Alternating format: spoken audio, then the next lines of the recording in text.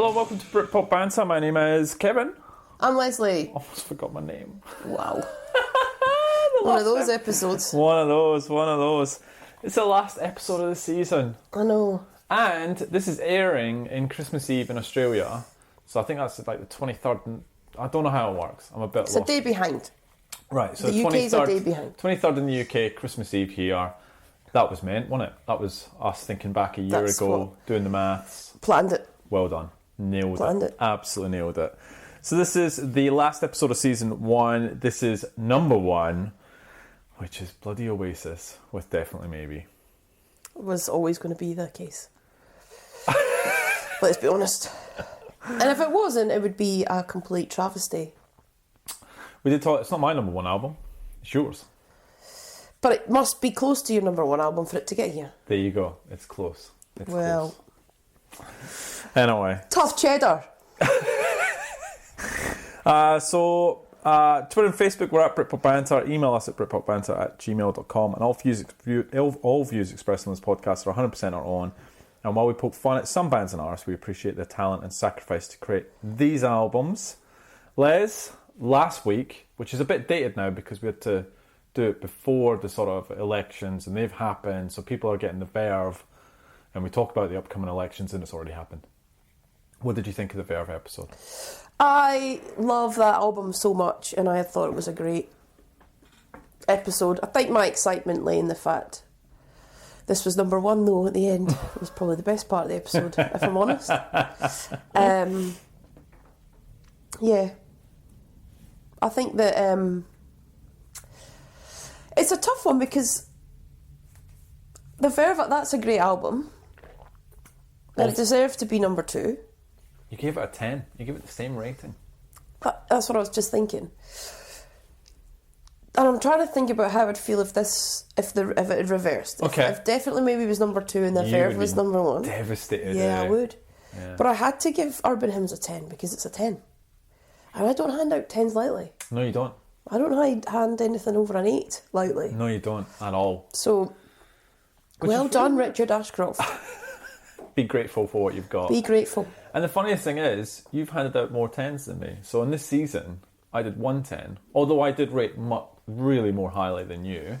You did 2. You've only done 1 10? Manson, Attack of the Grey Lantern. That was it. There's been a couple of 9.5s though. So I've sneaked in a couple at the higher end. But... How many 9s have I had? Not many. Not many, whereas I've had a few. So, look, I enjoyed the Verve episode. It was really good. It was good you talking about seeing Liam again and the festival and all the fun around that. Good to see your hair. I can see the hat sitting behind you on top of a picture. Not wearing it. You got your hair done yesterday as well. Yeah, that's why I'm not wearing it. Looks nice. Thanks. Looks nice. Overall, how are you feeling about this episode? Last one. You fly to the UK tomorrow. I know. So, bit mixed feelings about this whole malarkey because I've not packed my suitcase yet. That's... In fact, I haven't even got out the garage. So, to be expected, yeah, I would say. That's fine. That's you. It's not going to... I mean, how long does it take to throw some jumpers in a case? Like, it's not like I'm going to be taking my shorts, is it? Nah, you're not. No. Nah, it's all jumpers, jackets, scarves, gloves. Yeah. And they're not things that you have a great amount of living in Australia. No, you don't. No. They're at the back of the cupboard. You have to find them. I know. You'll find one glove but not the other one. You've got to go searching for it. How are you feeling about going back? Well... When was the last time you were back? 2 years ago. Okay. All right. How are you feeling? I'm feeling excited to see friends and family, but I'm not excited to go back to a Tory majority-led government, if I'm quite honest. Oh, we're going straight into the heavy opinion now, are we? Like Britain, what's happened? Like, I don't understand. I do understand, but yet I don't. So I understand how people probably felt they couldn't vote for Jeremy Corbyn. I get that. Okay. But seriously, if you think voting for a baboon like Boris Johnson is actually going to end well... I think I'm going to have to change this and say all views expressed on this podcast are 100% our own. And while we respect and appreciate all politicians... I just can't. Didn't see it coming because... Yeah. No, I saw it coming. Did you?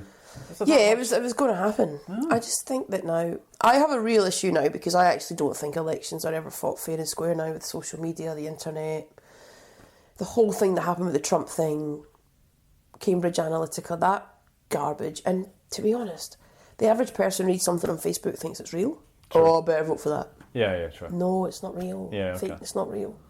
So I think it shows that the UK are now so tired of Brexit they just want it to happen. Yes, probably. So then it probably just has to happen now. So I think even though I would be a Remainer, I do think that... Get it done. Well, the country's spoken now. Move on. Yeah. Yeah, okay. Get it done. What that does mean for Scotland, though, is interesting because the SNP had a white... They smashed it. Smashed it. Which, again... Who's the SNP, for people who don't know? The Scottish National Party. Okay. So they smashed it, which again is another message, which is basically like, fine, you're going to vote for Boris, you can stay with a Tory government and you can leave the EU. However, I think that's basically Scotland saying, well, that's fine, do that, but we want to be independent. How does that get triggered then? How do they move forward with that? So she has to ask, so Nicola Sturgeon, who's the leader, has to ask Boris Johnson for a vote. For a referendum. Yeah. He can deny that, and he said he will. Really? Great. So... It's a good start. But I don't know how long you can do that when it's mandated so strongly by people's votes. Yeah, okay. They're looking at one for 2022. Okay. And does that mean we would fall under Brexit in current rules, but then could renegotiate when it reopens up, when we go independent? Yeah. We could become an EU member. Again. But we'd have to apply. God, it's so complicated. And so, whether they would let us, there's no guarantees. No, exactly. And then it's the same arguments before. What currency will we use? Yeah, okay. Because the UK have said that they wouldn't allow us to use the pound. So then if we can't use the pound and we're not part of Europe, we can't use the euro, what we're going to use, the McHaggis. Yeah, our trade should be haggis, basically. I don't understand. So I think it's actually going to be there's going to be quite a bit of turmoil, I think, in the next couple of years in the UK. Yeah. I mean, it's no different to here, really. Okay. I mean, when you think about it, we've got a Prime Minister who denies climate change, yet we couldn't even go outside for 2 days in Sydney because of air quality. Was that bad? Because that's legitimately happening. Yeah. But he just ignored it. Yeah. So what I'll do instead is I'll ignore the fact that no one can go outside because the air quality is that bad, and I'll propose a religious discrimination bill. Which is ridiculous. So what I'll say is, if you don't agree with anything I think, then that's tough. And you can say what you want, even if it causes harm, because that's more important to pass through than the fact that Sydney's burning. I heard that they're trying to pass through another nuclear power plant as well. Good. It's good news. Double down on that one as well. So there's a lot going on. But in the meantime, the UK, what's happening in America, what's happening here in Australia, let us take your mind off it. Yeah. All right? This is going to be a good episode, long episode. We're going to play some good music. So, a couple of good call-outs, Lil. 19,500 downloads. Woo! And which means that by the time the Verve and this drops, we'll be over 20,000. Take that in a second. That is mental. 20,000. I remember got excited when we got to 100. I know. So that's good. So thank you everyone for that. That's awesome. Do you want to know what our top 5 episodes are? I do. Because you'll never guess it. Yeah, well. Blue Tones. Oh, damn, you did. Okay. Is that the number one? Which episode? Expecting to Fly. Expecting to Fly by the Blue Tones is head and shoulders above any other episode. Interesting. Which is, never saw that coming, right? Did We've not. had Oasis, Blur, Radiohead, you name it, boom. The two episodes by the Blue Tones have done extremely well. What's number 2? Number 2, Park Life. Number 3, Screamadelica. But I think that's cheating because it's really technically our first artist episode. Sure. Number 4, though, Seahorses, Do It Yourself. Really? Mm-hmm. Didn't see that one coming, did you? Didn't see that coming either. And number 5, the episode that I wish I could have a redo, Suede.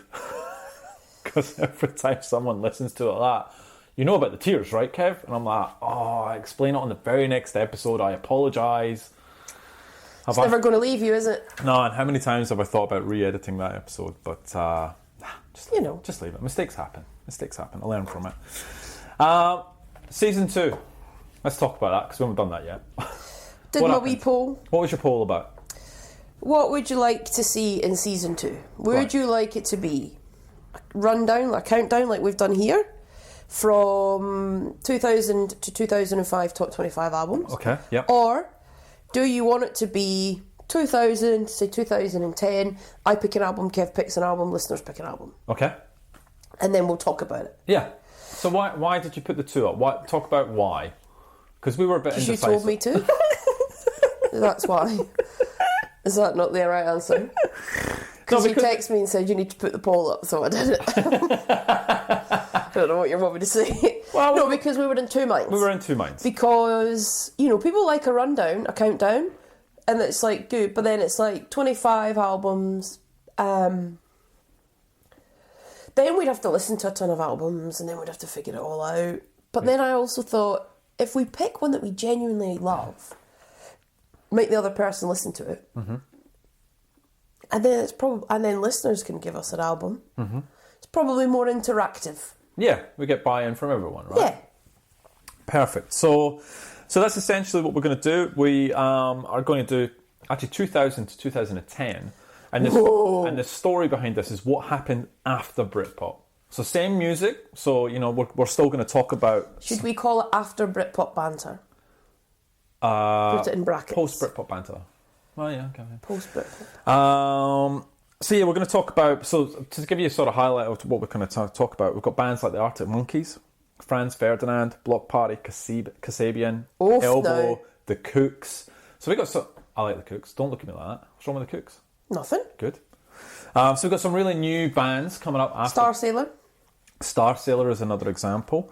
And then we've got bands that kept going. Oasis kept going into the start of that decade. We've got Ash, The Phonics, Cast, Ocean Colour Scene. So we've actually got a continuation of some of the bands. We've got Radiohead starting to go off into the woods a little bit.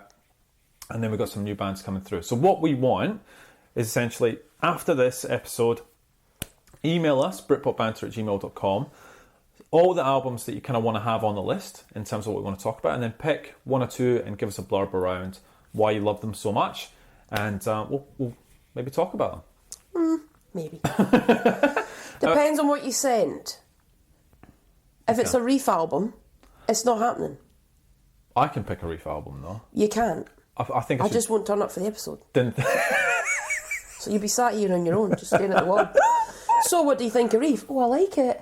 What do you think of it? Oh, it's really good. That'd be rubbish. No one's going to listen to that. Leslie's not here, so we'll just play the whole album, start to finish. I saw a really funny tweet from Tim. I'll read that out later. Who basically said, I'm glad that you didn't have your new music licence when we did the Reef episode. I know. Amazing. I laughed out loud. Yeah. Thanks. Because I agree. Because honestly, how do you think I felt? I had to listen to the whole damn album and talk about it. So there is one change, right? So we obviously do this weekly. We're going to change that. Sadly, we're going to move to fortnightly, just purely because of outside commitments, and we want to stay friends through season 2. So I think we need to see each other once a fortnight. So I don't think it's that. I think you'll miss me. I think it's more. I don't know why you're pretending to be cool. That's not it. That's. They know this by now. I don't know why you're trying to kid them on. You try working with Leslie every week. There are people who have to do that every day. Imagine them. How does that happen? Well, And you regard this as a professional still. I don't understand that. That's okay, good. Okay. But I think, every 2 weeks. But I also think we can do... Because I think when we do them once a week, when we do that every fortnight, we can probably pack a bit more in. We're also going to do new segments. Different segments. Good so call. I want to get people's opinions on that. So we are, again, feedback please. We're thinking of dropping Guilty Pleasures. We're still going to do the homework because, to be honest, I've had a pre-look at some of the albums that are getting released early 2020. I've already got there as bangers. Or should be bangers. So there's a lot to talk about because there's actually quite a lot of bands that we've talked about and newer bands who are releasing new albums. So I actually think it's going to be quite an exciting time for new music. And look, some of the feedback we've got is that listeners want to hear, because we obviously talk about the album because we've listened to it. We want to play some samples from the album. Yeah, I think that's a good idea. So we'll add some criteria around, if it's a thumbs up from me and you, we'll play something from that album so you can hear some of the bands coming through. So yeah, look, any feedback or anything you want to add, I think we sort of keep the same length as how we've been tracking, play the same amount of songs from each album. But yeah, just send us all your thoughts on season 2 and some of the bands or albums you want us to talk about. And if there's any ideas or segments that you'd like to hear us talk about or do, we're open to hearing about that as well. Yeah, perfect. Hey, I've got a quick question for you, and you probably, I don't know if this is going to trap me up or not, but... Brilliant. It probably is. It probably is. Do you know our intro? Like Yeah. the little samples I play? Do you remember what they are? Yeah. How many are there? 4. What's the 5. fourth? Solomon Bites the Worm. Yep. Echo Belly. Yep. Wide Open Space. Oh, what's the fourth one, Lyle? Oh no. Oh, I have tripped you up. 50 episodes. It's the very first soundbite before all the songs play. Oh, I know, it's annoying. It's Divine Comedy. It just dawned on me the other day, and it's this crap. When did you find that out? Last week? No, ages ago, and I've been meaning to say. Oh, but 50, you've never No, I mentioned keep it. forgetting. Not once have you had a go at me, and I'm like... Because he does that. He's like, oh, hello, like that. And then I'm like, I quickly move on. I'm like, surely Les is going to say something one of the episodes. I'll let it go. There's things worth fighting for, and there's things not. And that's, I'll let you have that. Oh, thank you. Yeah, you're fine. We're going to do a new If intro. it was Reef, we do have to do a new intro. New intro. So that'd be good. Yeah, we should just make Oasis. Wow, this is post 2000. Do you really want to play Oasis post 2000? Yeah, I do. Oh, cool. Gas Panic. I love Gas Panic. Right, well, done. So albums in 2000 count as well. Yeah. So you can whack them through. All right. Got anything else before we jump into Song of the Week? Couple of things. So, so Liam was here Yes, in Australia, as you know, because we saw. Anyway, did you hear what happened to his gig in Melbourne? I did. Whoa, I would have lost my mind. So he was playing his gig in Melbourne. Now, Australia have some funky, well, they've got loads of funky rules, but they have this whole curfew thing. I don't know if Liam had come on later, but he was in the middle of a track and they cut it, bang. Cut the music, cut the show, whole thing. Ouch. Ouch. He did tweet, because basically him or the venue would have got $250,000 fine. Wow. For breaking curfew. Wow. Because they can't play any later than 11:30. Gee whiz. Okay. If I was standing watching Liam, and I think I read, and don't quote me on it, but I'm sure he was singing Supersonic. If he was singing right. Supersonic and they cut the power, I'd go postal. Oh. I don't know what I'd do. Cry, anger, cry. You waited all that time to see him, and then the sound gets cut off. So And you're halfway through Supersonic, like you're really in it. And that is if you're in the middle of Supersonic. So, same thing happened to me. Have I talked about De La Soul before? On this? I don't think so. I know the story, but... Okay, so I love De La Soul. I've got a bit of hip hop in me, obviously. Cool. Yeah, cool. And I love De La Soul, and especially like their new album and the Anonymous Nobody. Anyway, they were touring Australia, and I was so happy to see them. They were playing the Greenwood, so it was outside. So anyway, we get to the venue. I'm so pumped. They're supposed to come on at like 10:30. That comes and goes. Nothing. People are like getting a bit restless. The DJ's playing some good stuff. No fault of his, but people get. You didn't go to see the DJ though, did you? 11 o'clock. Nothing. Oh no, too late. I'm like, this is getting a bit weird. School night, and I'm like, okay, 11:30, right? I'd have been gone. So one of the De La Soul come out and start doing a sound check at 11:30 at night, and like literally it was like check, like. So 10 to 12, he starts going off about how the venue management are screwed, the tour company is screwed, like effing and blinding, basically just whinging about they promised us this, they haven't given us, we need our money, like that, just going off on the mic to the crowd. I'll right? just leave. Unprofessional. Anyway, just before midnight they came on, and it was awesome, but we got 3 songs, and then bang on midnight, power cut off. right? And you had the police in the corner, basically, because it's an outdoor venue, the Greenwood, right? It's in the middle of North Sydney, surrounded by apartment blocks. Midnight comes, light, music, all off, done. I'm like, it was the worst gig I've ever been to. That's no apology. awful. Facebook, Twitter, no apology to the fans. Money back? The venue promoter gave us our money back, yes. But De La Soul apparently have a history of doing this. That's probably one of my most disappointing live acts ever. Anyway, what else you got? So I want to. I have a long flight back to Scotland. You do? So I would like people to send me some music to listen to. Well, you'll be in Scotland by the time this airs. Oh. Your timing is just...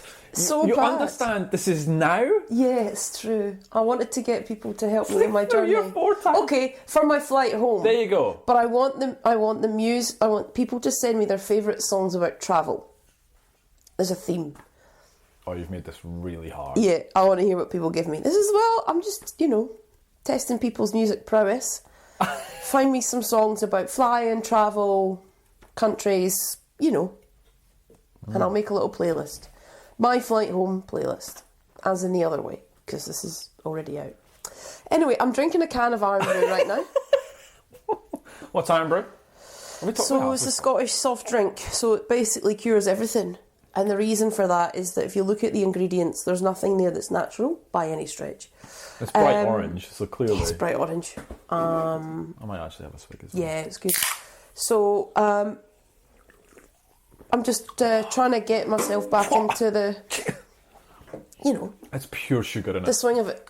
Is that... Yeah, pure sugar. It's the only country in the world, apparently, that a soft drink outsells Coca-Cola. Yeah, I know. Is Scotland. It's amazing. All right, should we get on? I think... Did I have anything else to talk about? No, I wanted people to give me travel songs. Pointless. That's fine. But I thought that was quite a quirky segment. What about yesterday? How did you spend your day yesterday? Oh, magic. So I bought a paddling pool. When you say it out loud, it's ridiculous. $25. Kmart. $25 redos from Kmart? Magic. Put it down in my wee patio. Got the hose out. Apparently there's a water ban, whatever. There is a water ban. You can't do that. I can. To be fair, you can just put it into a bucket and then upturn the bucket into the pool. It's the same thing. So there's a level 2 water ban in Australia, and we're actually getting very close to a level 3 now, which basically means that on an island surrounded by water, we have no water. So I think our dams are like 40% full at the moment. And but there's no climate change. No climate change? Why don't we just a religious freedom bill instead? Apparently our desalination plant is not optimal, whatever the hell it is, but we're struggling for water. And so one of the things is now you can't use sprinkler systems or hoses. You have to use either a bucket or a watering can. Now I have quite a bit of grass around my house, which I've took great care of. I used a bucket yesterday. No, yeah. I did. Sure. From the recycled water that's in my recycled water tank, just down at the bottom of the garden there. So, good. So anyway, I was in the paddling pool. Wait for stage 3. Stage 3 is you can't use any external watering at all, which means that you have to recycle your dishwater, your washing machine water. You have to take a bucket into the shower with you so that you've got, so it all needs to come from... doing that. It needs to come from inside the house to go outside the house. It's not 1950. Well, how do we get into this? Like, how did we get into this situation? Like, how do we run out of water? There's no rain. Oh, I understand that. Why don't we have a plan B? We're in... Yeah. How does it get to that? I don't know. It's not a surprise that Australia's hot, is it? No. It's been like that since the beginning of time, really. Got a bit worse with the whole new ozone layer, a little bit. Mm-hmm. So you maybe wanted a plan for that. You maybe did. Yeah. Nah. Coal mines.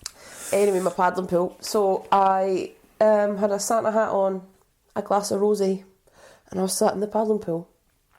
Had a great time. Fully dressed as well, or something. It was... Well, that wasn't the intention. I had my swimming shorts on. I had a t-shirt because I was supposed to be playing with a 6-year-old who I thought I would just stand in the pool and splash. And then I went, then I slipped.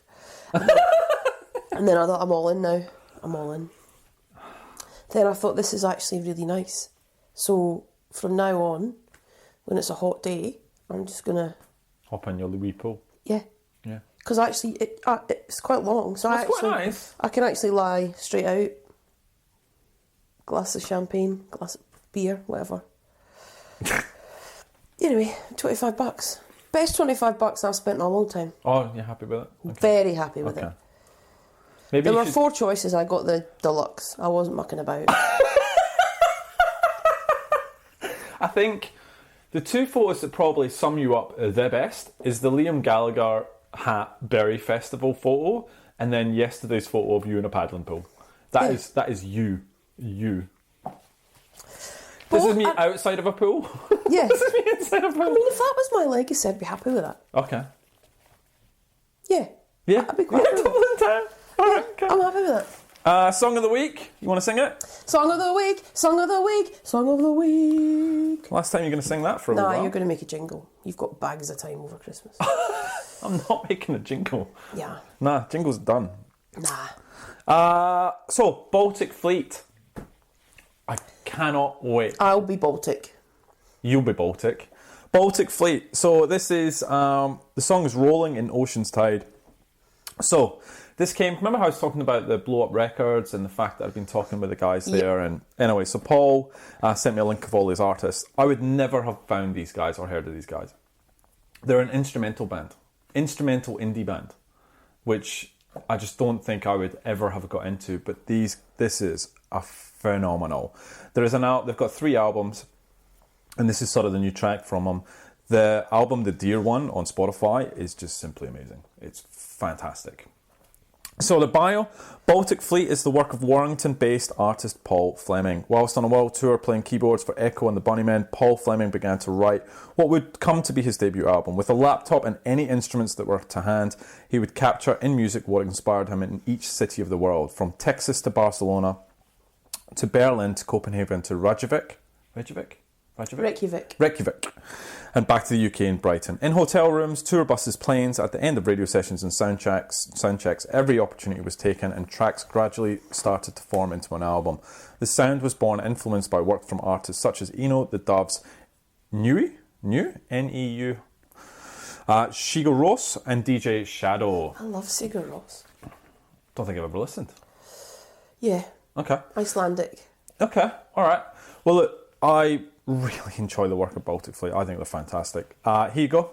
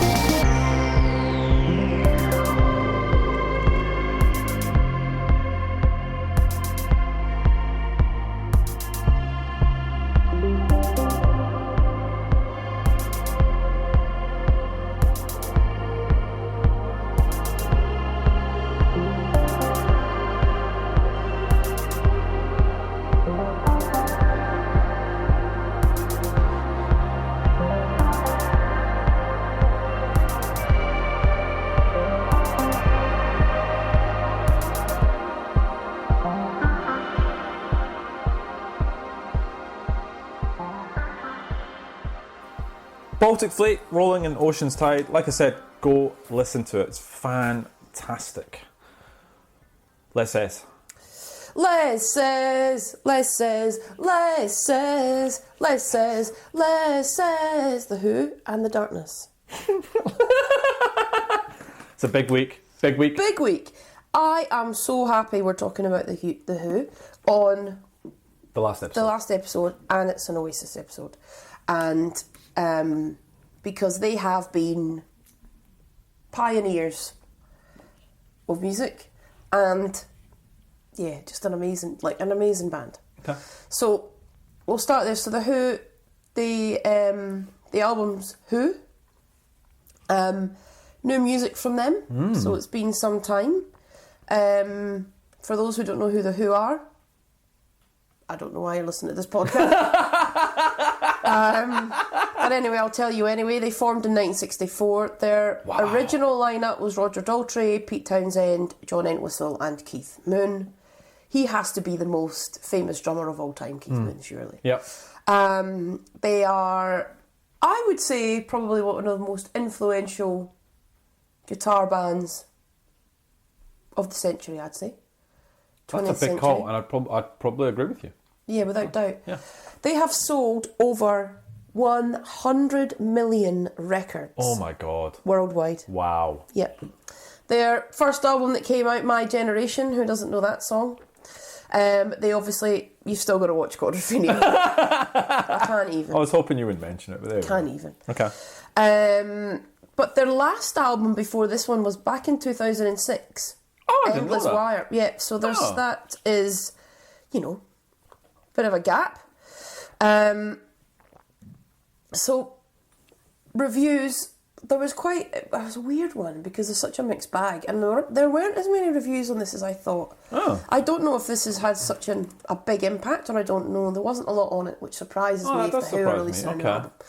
But I did find one from Rolling Stone magazine who gave it 3.5 out of 5. Okay, all right. So the first Who album in 13 years opens with a perfectly cynical Pete Townsend lyric. I don't care, I know you're going to hate this song. Yeah. But it's kind of hard to hate something that feels so familiar. Roger Daltrey sings the lyric and the ones that follow, claiming the song isn't new or diverse, with the same anger and conviction as the Who's earliest music, recorded more than half a century ago. Oh Just take that in. Oh my God. Like, I can't even get when you say it like that. Half a century. Wow. My Generation, the album was released in 1965. Wow. I know. Anyway. And its melody is identical to the opening I Don't Mind of the band's 1966 single, The Kids Are Alright. He even takes it a step further in the song, singing I don't mind other guys ripping off my song. Yeah.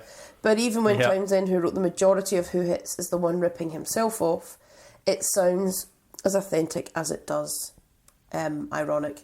The only missteps when they venture a little too far from the Who formula. Closing track She Rocked My World has a Latin jazz vibe, but none of Townsend's flamenco flourishes, and at least one lyric that's regrettable for any songwriter of any age.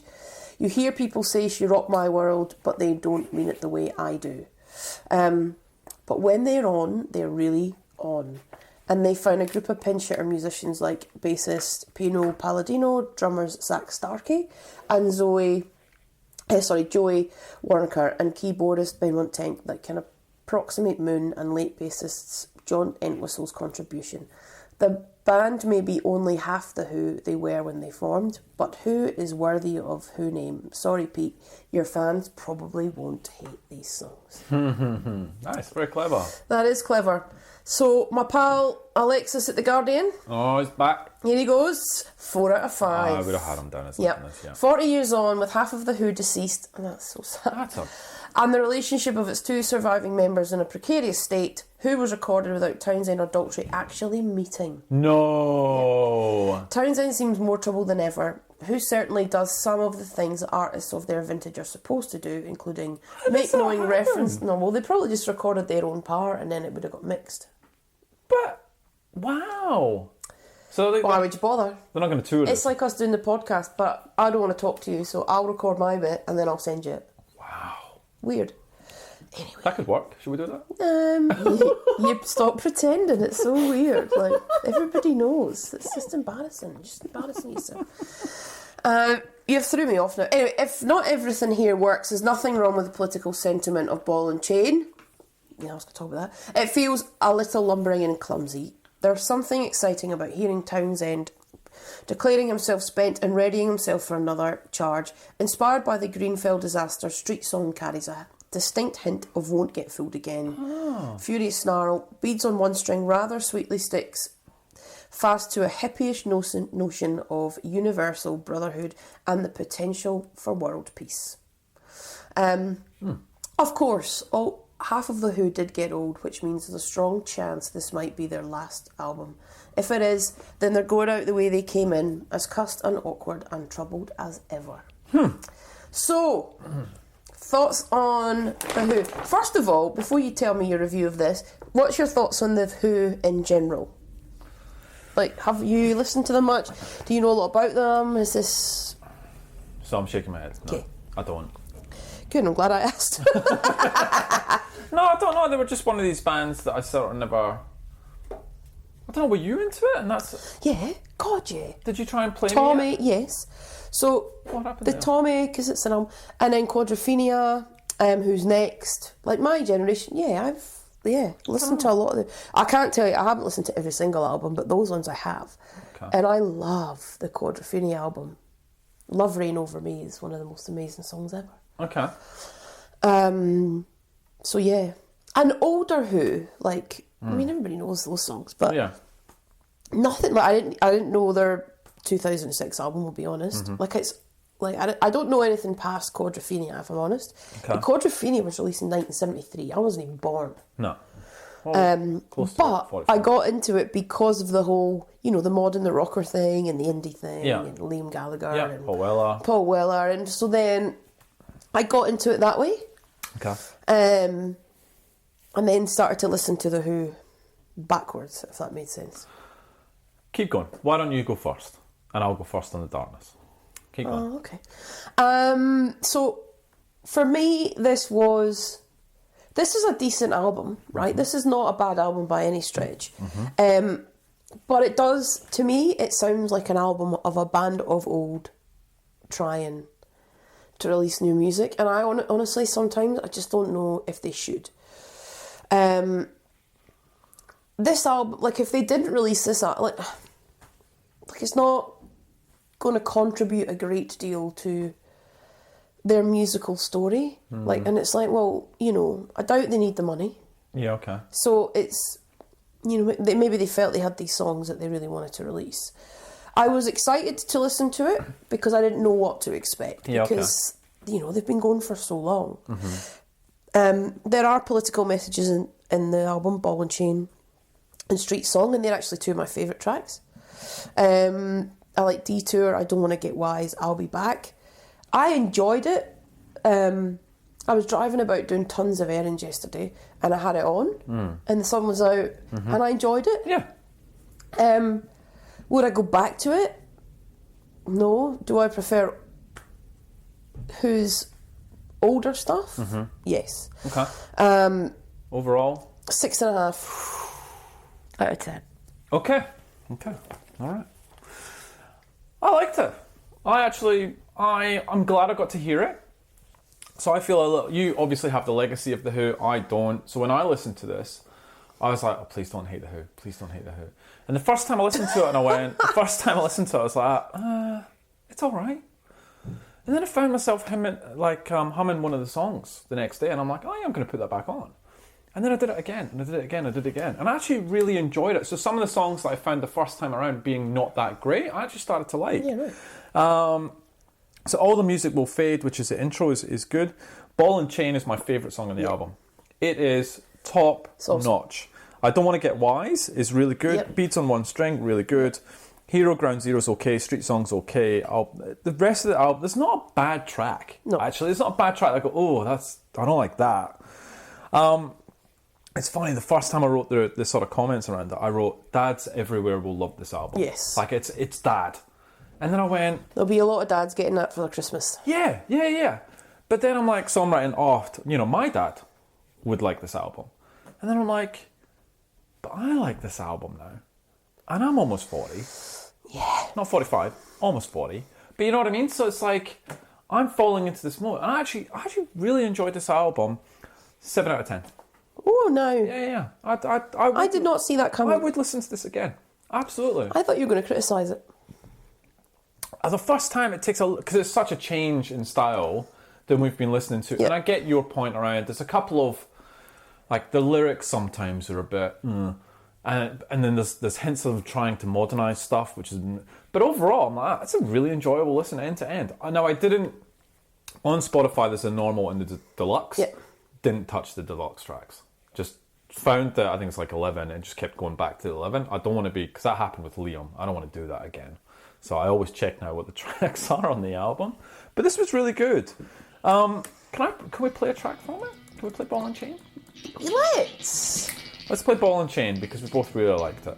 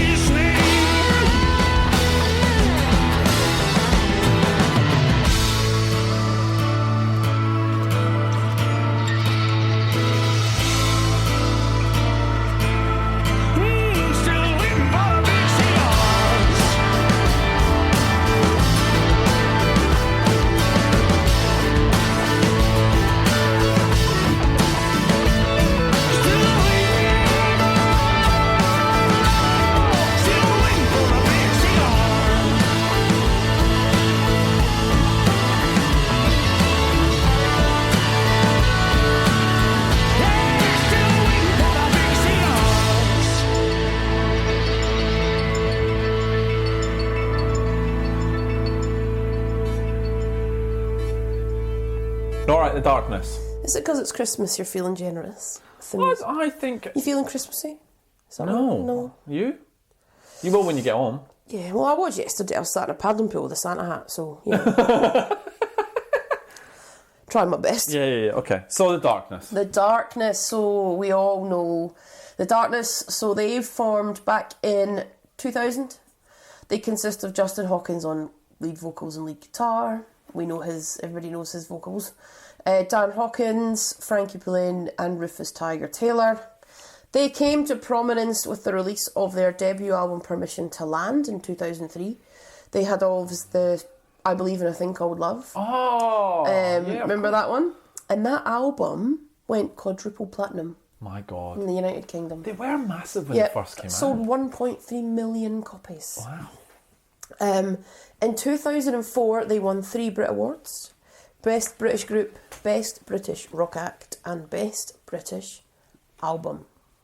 This is their 6th studio album. Wow. Their last one was Pinewood Smile back in 2017. I had no idea they'd released 6 albums. None. 0. I thought they'd released I Believe in a Thing Called Love, The End, and then we'd waited. I'd kind of forgotten about them, to be honest. Because they're not someone that would come on the radar. I thought it would be a fun album. That's why I picked it.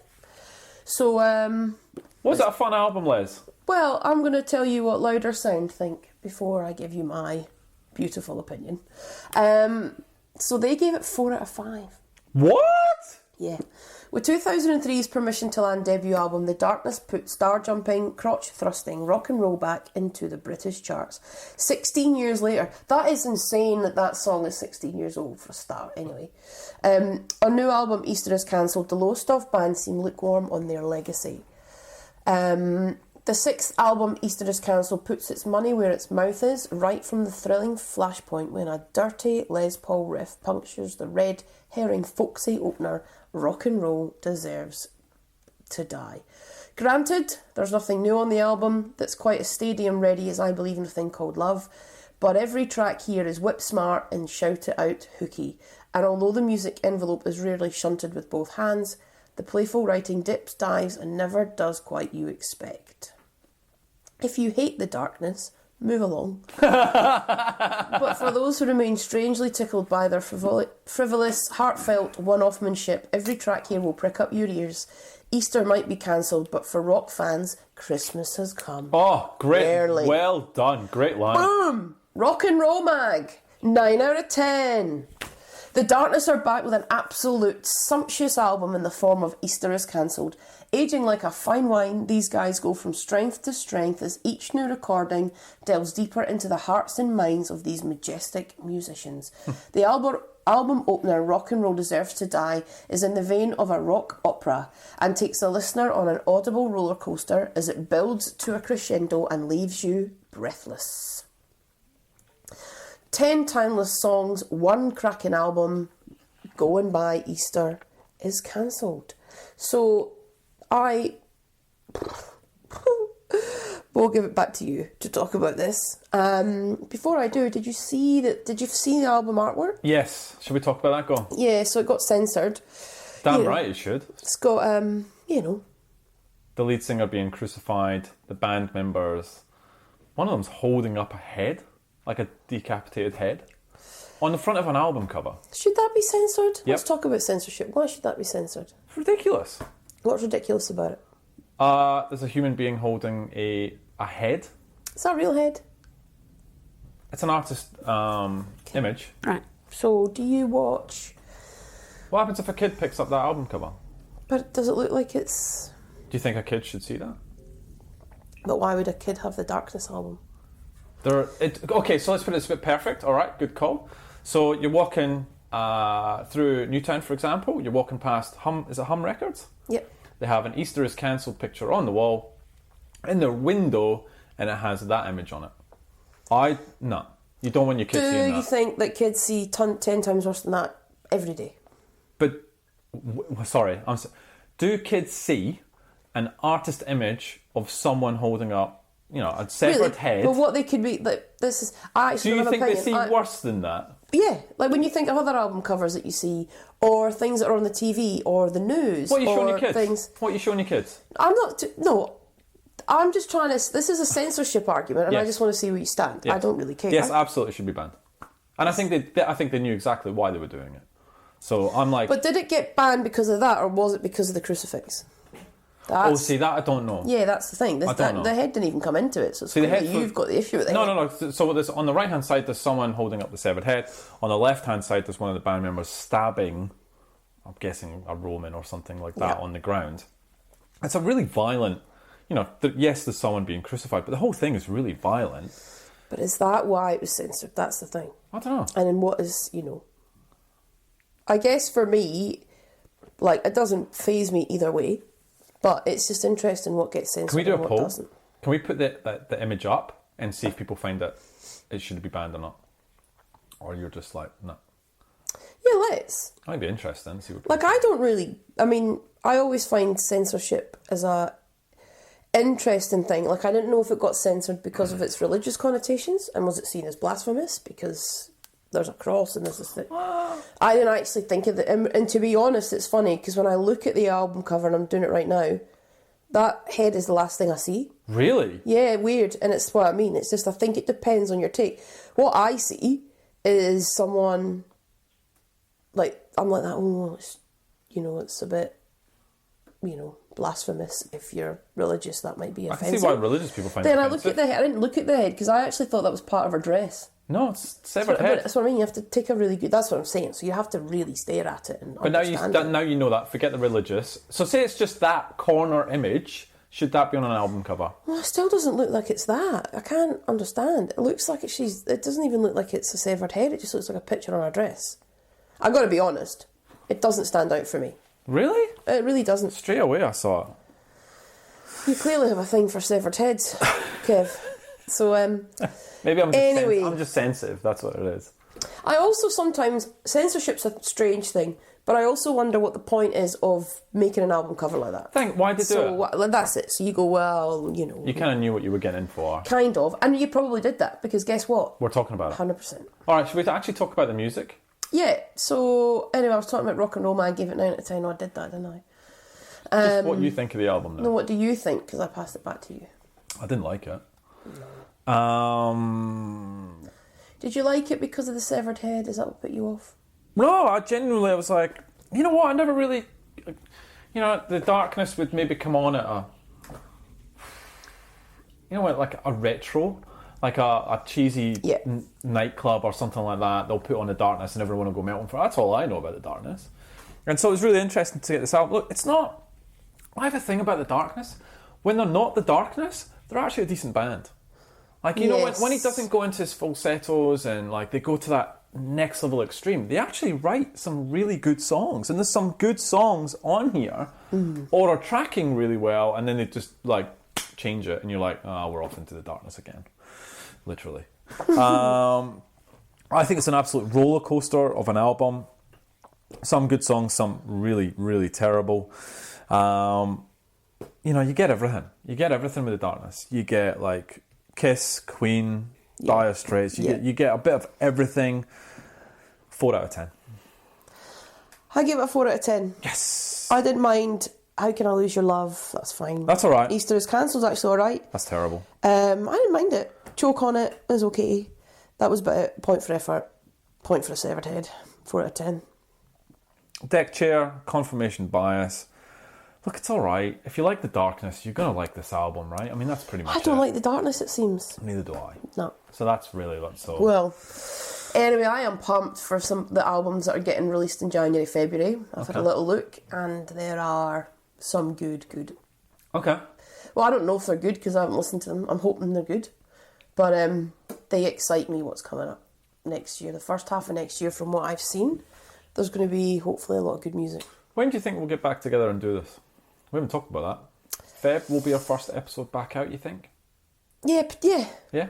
Good enough I'm time back. to... Yeah, I'm back early Jan. And then by the time we do some homework and stuff like that, we'll be ready to go in late Jan, early Feb. Good stuff. All right, guilty pleasures.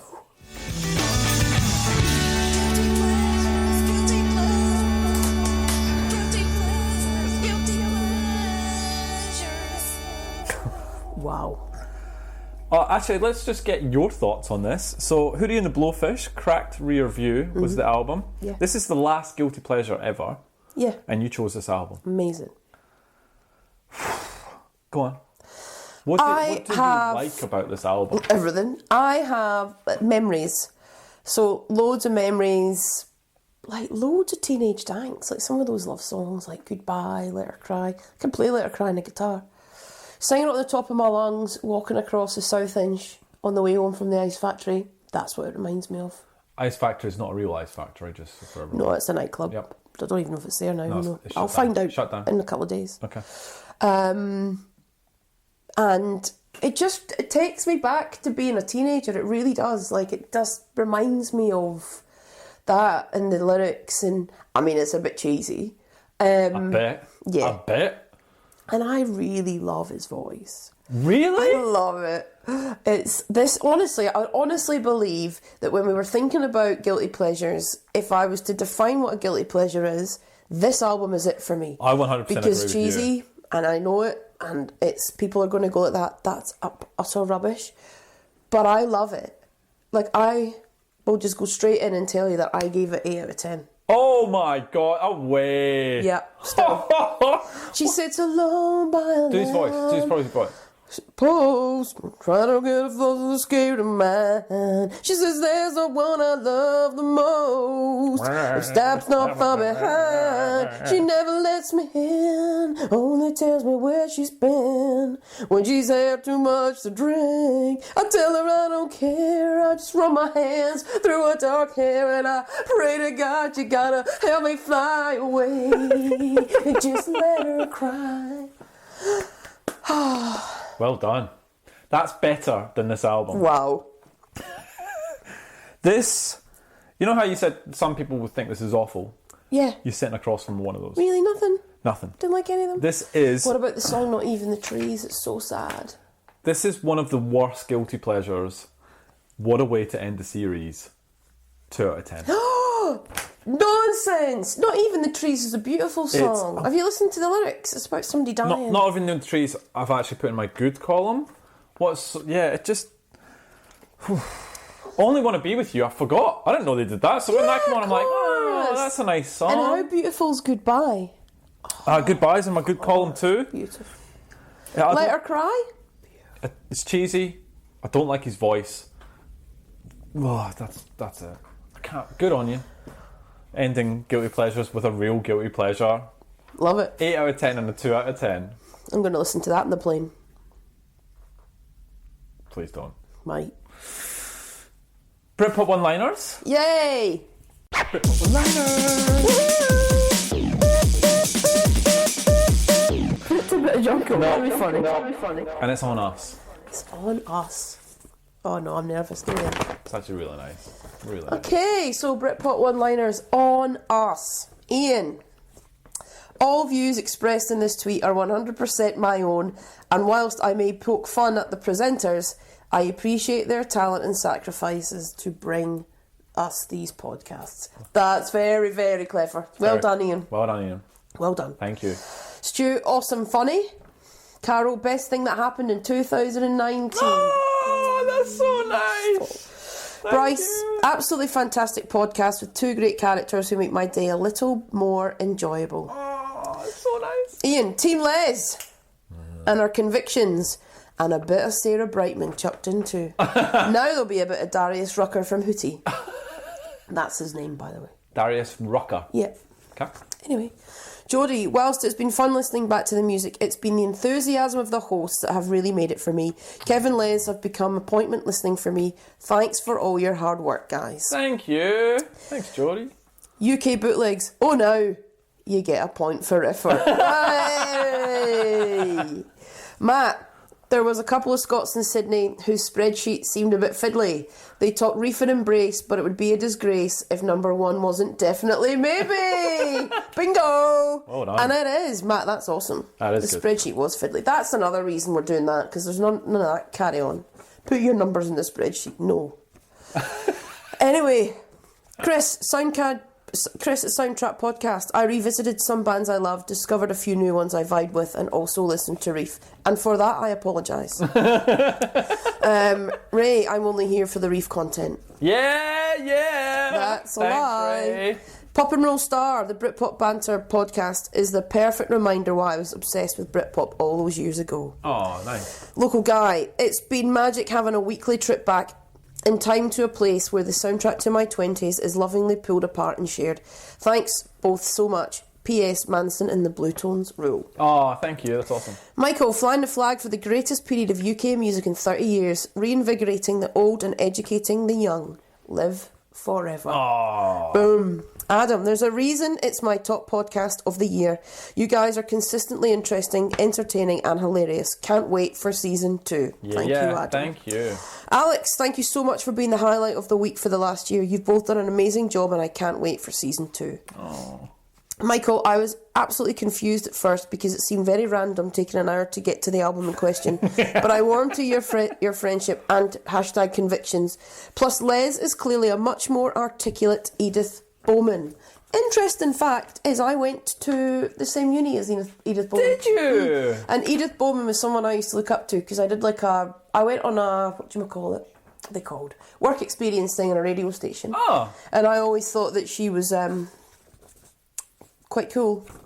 Oh, And special. somebody's saying that I'm better. Oh, that's nice. Mic drop. Mic drop. Andy, side note, thanks for the email and kind words. And he wrote a poem. Oh, yeah, he wrote a really nice email to us, so thank you for that. That was really touching. Shall I read out the poem? Yeah, go. I'll make a wholehearted prediction that this show will become your addiction. It's the safest of spaces for meeting new faces and sharing your hashtag conviction. Like a welcoming hug and a kiss, you'll find few shows warmer than this. Though I have to add, sadly, if you're a Boo Radley, you might want to give it a miss. Yeah, you would. Because they're rubbish. Thanks, Andy. Wow, God, two poets. Tim, all I can say is I'm relieved you got Reef done before the licence allowed you to play full songs. Only joking, it's been brilliant fun. I tuned in for the music and stayed for your enthusiasm for Britpop. It's my writing, isn't it? Yeah, I've got no idea what that says. Something about the good and bad and ever cheeky personalities. I have to write Kev, that you one, write like a hen scratching in gravel. Seriously. A hen scratching in gravel? Yeah. What are you, like 80 years old? Yeah, but I used to get... Jeez. Well, that's what I used to get in every report card, so I'm just giving it back. Wow. Yeah, my writing is Awful. really, no really idea what bad. that said. Honesty.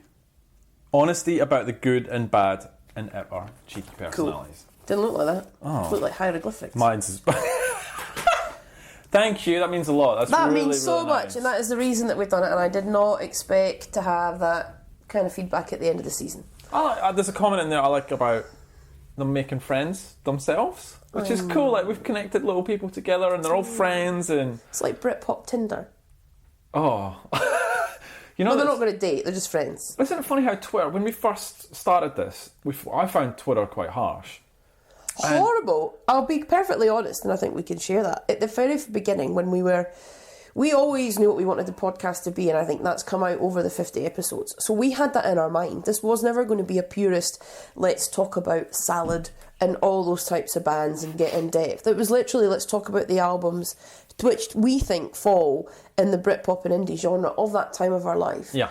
And let's just talk about them. And let's have fun and let's re-listen to them and let's see if people want to join in. Yeah. And at the beginning, we got such a hard time. Oh, that's not Britpop and what you're talking about and that's rubbish and you can't call it that and don't use that word and banter's a stupid word. Yeah, I know. And that whole thing. And honestly, I remember it because I was on holiday in New Zealand and I was reading and it was really affecting me. Yeah, like it was same. bothering me. And I was like, really? It was just supposed to be fun. I wasn't sleeping. I remember checking my phone through the night and just going, I was just awake. Like, I was just reading it, just going, this is harsh. It's really hard. And now you've come full circle. Yeah. And actually, it's a lovely place. Like, everyone on Twitter is super nice to us and supportive. And you see them chatting to each other, which is just so nice because I go, we're connecting people, which is awesome. So thank you everyone who has supported us throughout the last year. It's been so much fun talking about the music that we love and getting people's feedback on it. And all the other little segments that's come along. And the new music that we found as well. So it's taken a shape that I didn't think it would. And I think that's been the most exciting part. I agree. Totally agree. You ready to talk about Oasis? Exactly. Am I ever? It's exactly an hour in. Am I ever? I mean, we could do a whole episode on the album cover. Really. I mean, that's just... I've never seen so much research on an album cover. I mean, we could, but I don't want to. I will talk about the album cover. Fine. All right? So the album cover, photographed by Michael Spencer Jones, and in an interview with The Guardian, he said, "It's a tiny room. I had to whack in a wide-angle lens just to get everyone in, but Bonehead had stripped floorboards, and with that lens, it looked like an advert for Ronseal varnish. It was a real problem. I'd not long ago been to the Egyptology? Yes, that's a word. Section of the Manchester Museum, and it came to me to have Liam lying on the floor in some kind of transcendental state with his eyes closed, like he's not of this world. Is he alive? Is he dead? I mean, to have that level of thought about that. I thought it'd be pretty surreal and also solve the problem of filling that space. I was nervous about mentioning it to Liam, asking the lead singer to lie on the floor. A lot of bands wouldn't have gone for that, but Liam was up for it straight away." That's pretty cool. Yeah. The shoot was littered with Red Stripe cans, Red Stripes of beer, but there was no way I was having them in the shop because it would be like product placement. They wanted some reference to alcohol in there though, so I said, let's get some wine. It's actually Ribena in the glass. The urban myth is that because they couldn't actually afford wine, but that's complete rubbish. When I was at art college, I learned that when you photograph red wine, you always use diluted Ribena because wine just comes out black. There you go. Oh, there you go. That's what they use in the movies as well. Like if you see them drinking it in a movie, it's not actual wine. Go. Is it really? Yeah, it's a little tip. Thanks for that, Kev. I just thought every movie everybody was just absolutely hammered. All right. I asked them to bring objects that were personal to them. The pink flamingo was Bonehead's. Amazing. Liam, Noel and Gwigsy were City fans, so we put a photo of Rodney Marsh in the fireplace. Bonehead, being a United fan, wanted the George picture that's at the window, and Noel and Liam allowed it because Best sort of transcended football. So George Best, famous Man U player. Noel brought that Burt Bacharach photo on the left, which is actually the inside of a gatefold sleeve. On the TV, Noel's favourite film, The Good, the Bad and the Ugly, is playing. One of the roadies brought in this inflatable globe and I got a thread and hung it from the ceiling. Noel liked that. Yeah, global dominance, he said. Since I was going to use a long exposure, I thought, I know, I'll spin it and make it blur. I've no idea there was a full idea. Liam had ordered a Lambretta scooter. Halfway through the shoot, there was a knock at the door and the scooter arrived. Suddenly everyone went out in the street and Liam was off in the scooter with me shouting, "Come back." Just so Liam. So Liam. Did you know there was that much detail on the album cover? Yeah, I've read that. What do you think? Do you like it? Love it. Cover? Love it. Iconic. Amazing. Love it. I mean, you're asking the wrong person. I mean, let's be honest. It could just be black. A black cover. Is that your favourite album cover of Oasis? Is it my favourite album cover of Oasis? Yeah, that or Be Here Now. With the Rolls Royce in the pool. Yeah, I love that. Okay, that's pretty cool. That's pretty iconic. Like, What's the Story's okay, and then the rest. Like, Stand on the Shoulders of Giants is rubbish. Yeah, it's a New York skyline, right? His pants, yeah. in that blue colour. Then Heathen Chemistry, nah. That or Be Here Now. Okay, cool. Good answer. That's iconic. Like, I had that as a poster in my room. Okay. In fact, I probably still do. I'll find out in a couple of days. So funny you going back and staying in your old room. Yeah, weird. And I get sent to my room as well. Take me a picture. Tell me what it looks like. Is there still going to be posters up? You don't think there'll still be there? I don't think so. I'm trying to remember. No, I don't think there is. You got a single bed? Yeah. Oh, you got... Isn't it? I went back and stayed with my folks back in my old room, and it's tiny. Like, I thought I had this huge bedroom, and I got back and I'm like, this is nothing. What is this? Yeah. Because you're just bigger and I don't know. See if you get that feeling when you get back. I will, because I remember your bedroom being huge. Yeah. Massive room. Yeah. Okay. I don't know if that's the case anymore, now that I'm an adult. And I'm going to be sat there listening to Oasis. Yes. You're going to be listening to music like I do, you were 16. and then I get in trouble because I play it because the family computer's in my bedroom. So then we bought like little speakers for it. Yeah.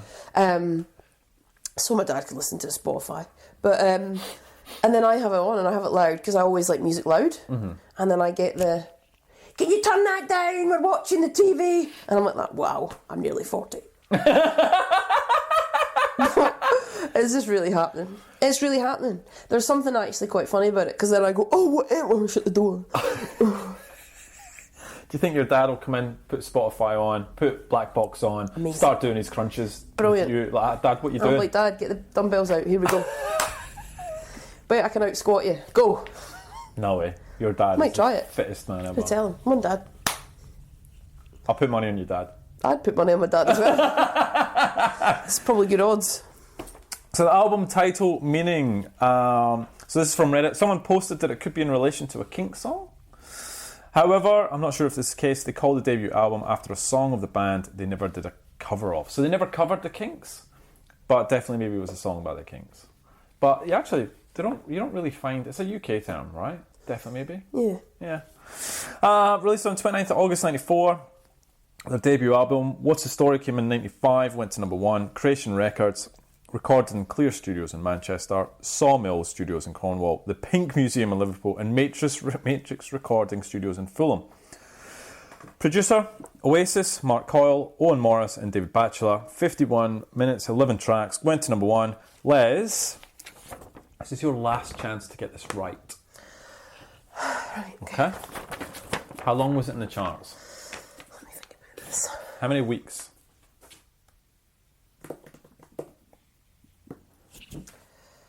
74. 336. Jesus. Wow.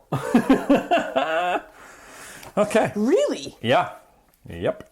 Weeks? Yeah. Well, you got to think, it came out, done well, and then What Story came out, so people discovered What Story, went back to That's Definitely years. Maybe. It was in the chart for years. Years. Well, this is the top, not the actual top 40 charts, it's top 200. Still though. I know, massive. All right, you ready for the actual charts? Aye. Do we keep this segment going in season 2? Give us your feedback on that. Do you want to know what the charts were in 2000 to 2010? I do. Okay, well, Liz does. All right, well, that's that then. Number 10, Secret World Live by Peter Gabriel. Number 9, Brother Sister by the Brand New Heavies. Oh. Always and Forever by Eternal. Amazing. Elvis, The Essential Collection. 6, The Holy Bible by Mannix.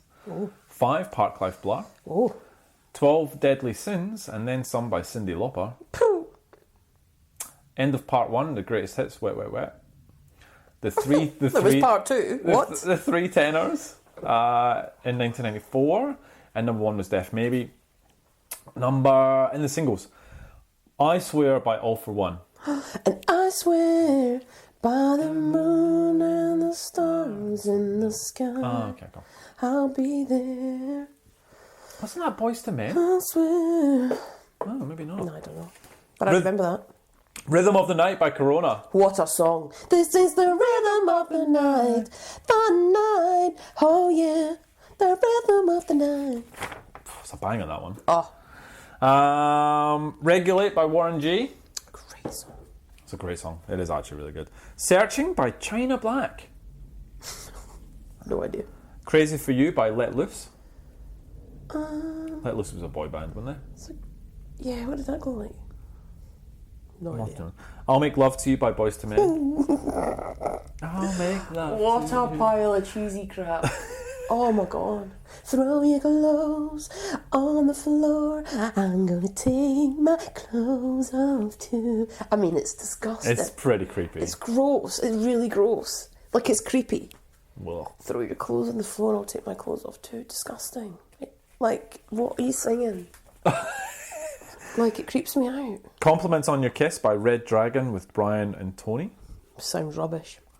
7 Seconds by Yusuf. Great song. 7 seconds away. Just as long as I stay, I'll be waiting.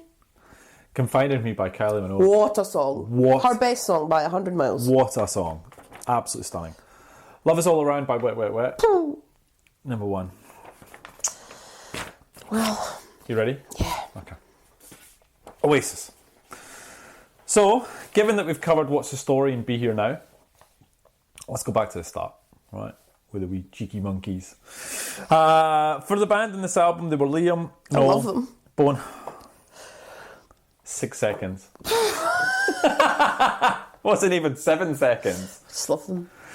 So Quigsy and Tony McCarroll. Liam was William John Paul Gallagher. Yeah. Oh. And he's really cute as a baby. Have you seen the baby photos? I've got a book of them. You've got a book of... What do you mean you've got a book of his baby photos? What do you mean? Because I got an Oasis book that was... and it's got like the history of the Gallagher brothers, and it's got like tons of baby photos and school photos and of them both. And it's like it documents their life. I'll see if I can find it when I'm at home. Bring it over. I don't need to see these guys as babies. Cute baby, was he, Liam? Yep. He was mad for it. Do you want to just take over? Yeah, that's it. I'm done now. Right, okay. But I love them. Okay. Noel Thomas David Gallagher was born in 1967, so he's 5 years older. Noel. They have an older brother called Paul Anthony. Yeah. So he's a year and a half older. Imagine being him. Yeah. Imagine being him. Yep. I wouldn't know him if he punched me in the face. I mean, does he just like talk about like underachieving? Oh, that's not... You can't say underachieved. You'd feel that. No, why? I'd feel that. If my brother was Liam Gallagher, and what have I done? Well, he might have his own business. He might be... But has he released? Definitely, maybe. Has he? Has he been the biggest British artist of all time? Liam hasn't. Has he? Liam hasn't either. Oasis have. I mean, I know I'll get arguments that they're not, but in my brain they are, so that's enough. So, no, he hasn't. I mean, what, is he an accountant or something? I don't know. I'm sure he's lovely.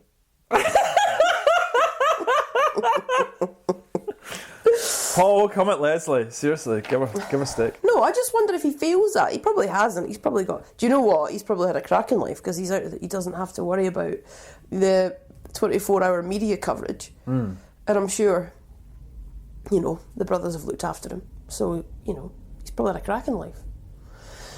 Anyway. Shall I move on? All right, Paul. Right. So the Gallaghers are from Manchester. Trouble would be synonymous with them. Trouble at school. Trouble with the police. Is it?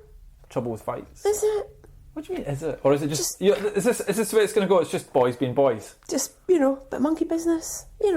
Just having a laugh, bit of banter. Harmless. Fun. We knew this was going to be just defending them. All right, Liam. I was 7 when my mum left my dad. He was out all the time fighting, beating my mum up and beating Noel and Paul up. Never touched me though. Then one night while he was out, my mum got her brothers round, got all the gear in a truck, left him a mattress, and we went off to our new house. It was immediately better for all of us. I was always out playing football, loads of energy, never depressed, not a loner, just rounding up the troops. Let's go and have a bit of mischief. Always chasing the girls, but once you got them, I was like, I'd rather go out with the lads. That's so Liam.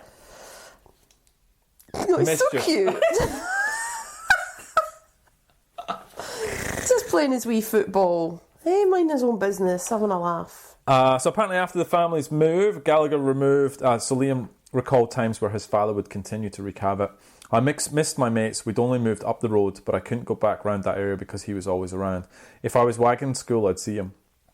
I'd be stood there having a cigarette with my mates. He'd spot us, start chasing us, shouting, "Where have you gone, you bastard?" Because he didn't know where we'd moved to. I'd always outrun him. That's mental. So Peggy, their mum, said this about Noel. Noel would go out with his satchel to school in the morning and come home at the usual time. If I asked what he'd had for dinner, he'd tell me in great, great detail. If I asked him where his homework was, he'd say he'd done it at school. Eventually the school rang up and Noel had not been in school for 3 weeks.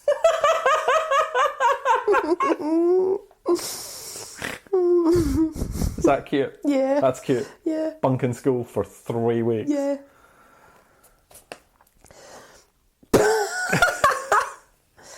So Paul, the brother Paul on Noel. Did he go to school? Probably.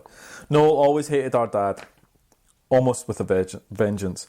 He was always picking on him. He used to drive our dad mad by just sitting there saying nothing. Our dad would be ranting and raving at Noel to answer some question or tell him to do something, and Noel would just sit there as if our dad wasn't even in the room. I'd often say to him, just do it and stop him going on, but Noel was fighting his own battle. I felt bad for Noel when he was victim to all the roaring and shouting and different beatings from my dad, even if it was partly provoked by his own obstinacy? Yeah. Yeah, okay. But there was always a part of me that was glad it was him on the receiving end and not me. Poor Noel. Sounds pretty rough, right? Yeah. So you've got the older brother saying that Noel copped it, and Liam saying that he was okay, he didn't get the majority of it, Noel did, so poor Noel. Noel, who do you think would be the better behaved, Noel or Liam? No. Apparently not. So he was suspended from school by throwing flour at a teacher, then giving a 6-month probation for robbing a corner shop. Oh, he didn't mean it. Didn't mean it? It's an accident. Accidents happen. So apparently this is when he got into guitars. The brother again. In the end, our man bought Noel a guitar out of the catalogue for about £25 or £30 and paid it off weekly. Out of the catalogue. Do you remember the catalogue? Index and Argos, and right? they would arrive, and my mum would be like that. What do you want for this? That? And they'd come in a van.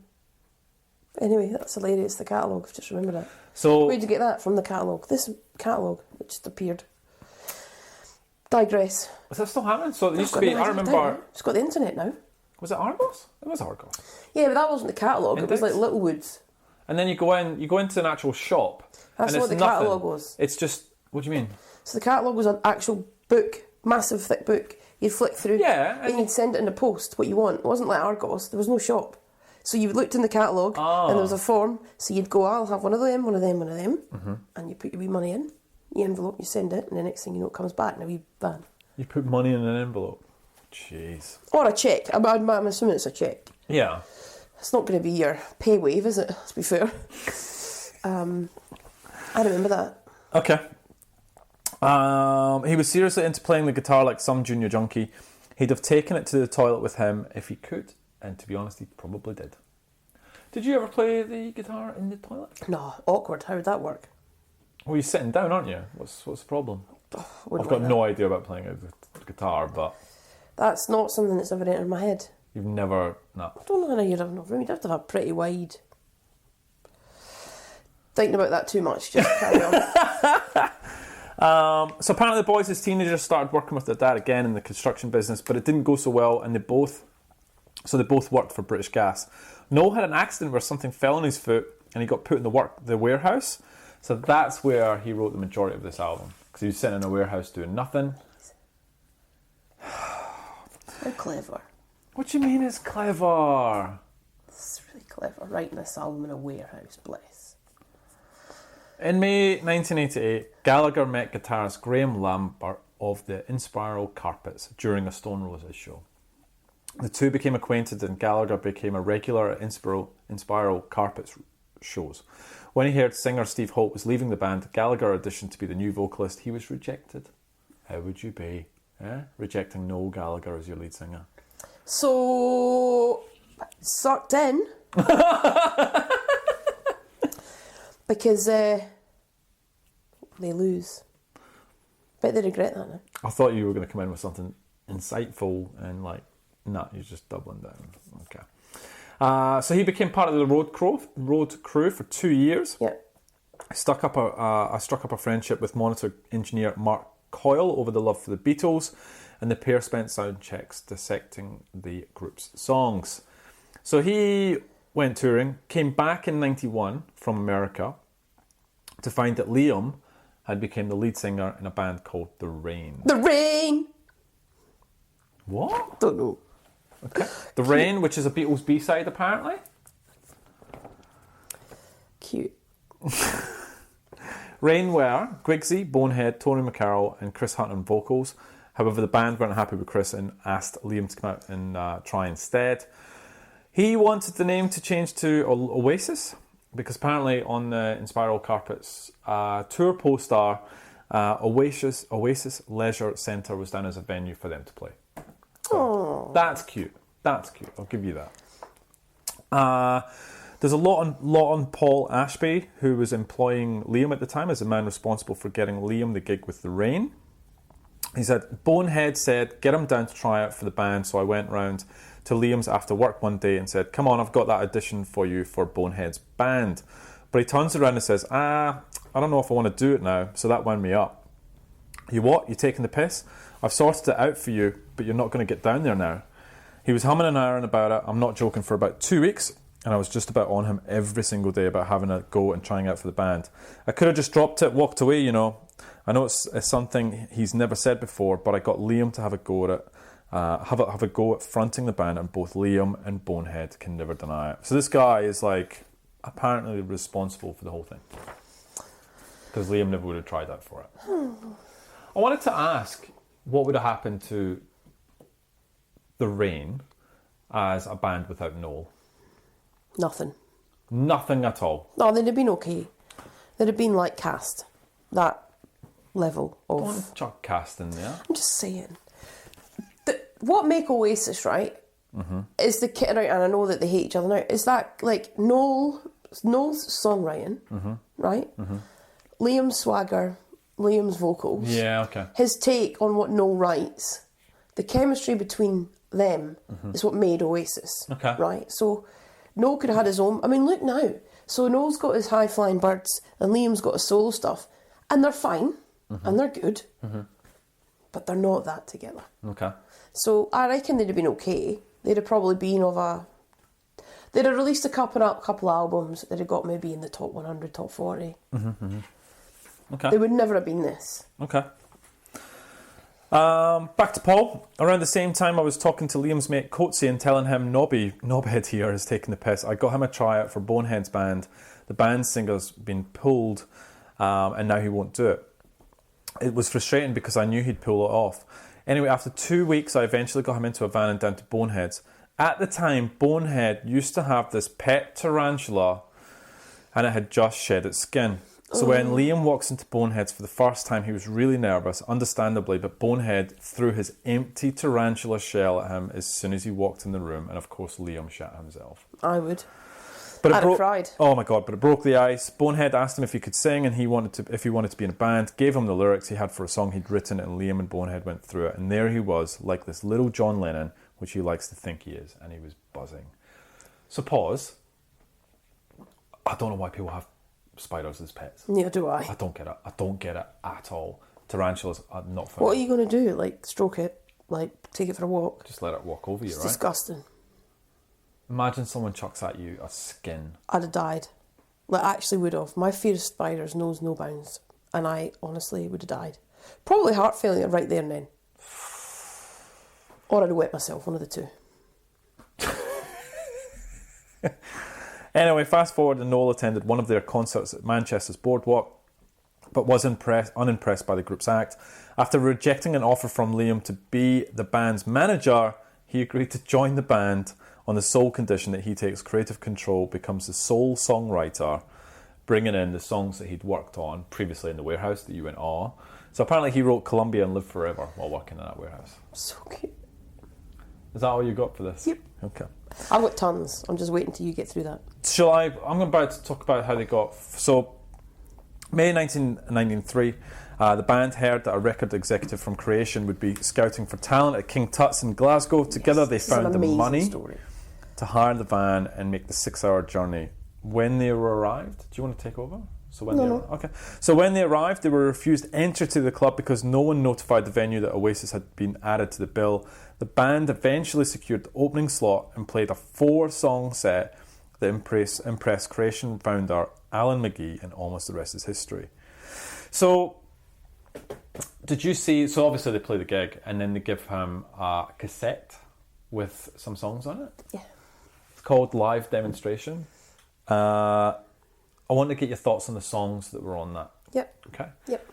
So first of all, have you heard it? So it's on YouTube. You can listen to the actual live recording. They're rough, like really rough. They're not polished. They're not studio. It's literally, I think, a cassette recorder was sitting in the corner of the room. So it had Cloudburst, which was a Live Forever B-side. Yes. Any good? Yes. 10 out of 10. It's not, probably 7 out of 10. Just thought, is this the way it's going to be? Had Columbia. Oof.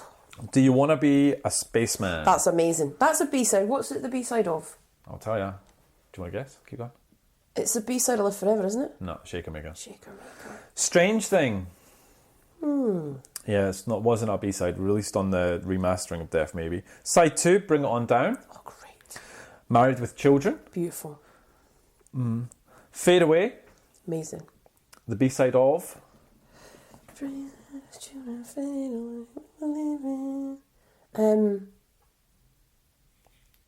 Live Forever. Cigarettes and Alcohol. Far out. It was on the Masterplan album as well, right? So, and then you had Rock and Roll Star. So apparently it took a few months for the paperwork to be done due to having problems securing an American contract. Oasis signed a worldwide contract with Sony, which in turn licensed Oasis to creation in the UK. Supersonic was released in '94, reaching 31 in the charts. The release was followed by Shaker Maker, which became the subject of a plagiarism suit, which I'll cover later. However, they paid £500,000. £500,000 in damages. Whew. Their third single, Live Forever, was the first to enter the top 10 in the UK charts. The album itself, Definitely Maybe, was released on the 29th of August '94, entering the charts at number 1 within a week of its release, and at the time becoming the fastest selling debut album in the UK. Amazing. It had to be a success though, because Creation Records were apparently in £2 million worth of debt. Yeah, right. So they put pretty much all the money into this. Tim Abbott was given only £60,000 to promote the album. Abbott did try to determine how best to use his small budget. I'd go back to the Midlands every couple of weeks, Abbott said. People I knew would say, Oasis are great, this is what we listen to. And I'd be thinking, well, you lot don't buy singles, you don't read the NME, you don't read Q. How do we get the people to like you? £60,000 to promote an album is not a massive amount of money. No. And it still made it to number 1. Overall, this album has a stack of accolades, right? So, in a poll, 2008 poll by Q and HMV, Definitely Maybe was ranked first on a list of the greatest British albums of all time. Of all time. Yep. That includes... Problem with that? I should have got the top 10 to Name me a better one.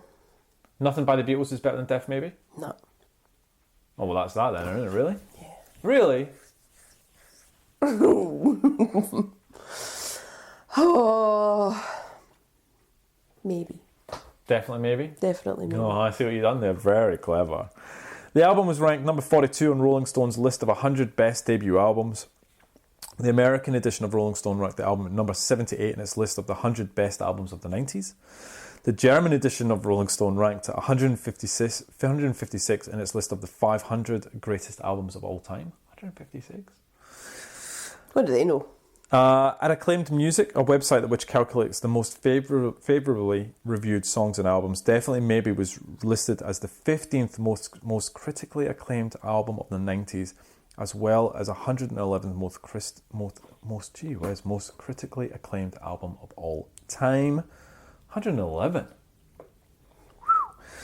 In 2000, it was voted number 44 in Colin Larkin's all-time top 1,000 albums. In July 2014, Guitar World ranked Definitely Maybe at number 19 in their 50 iconic albums that defined 94.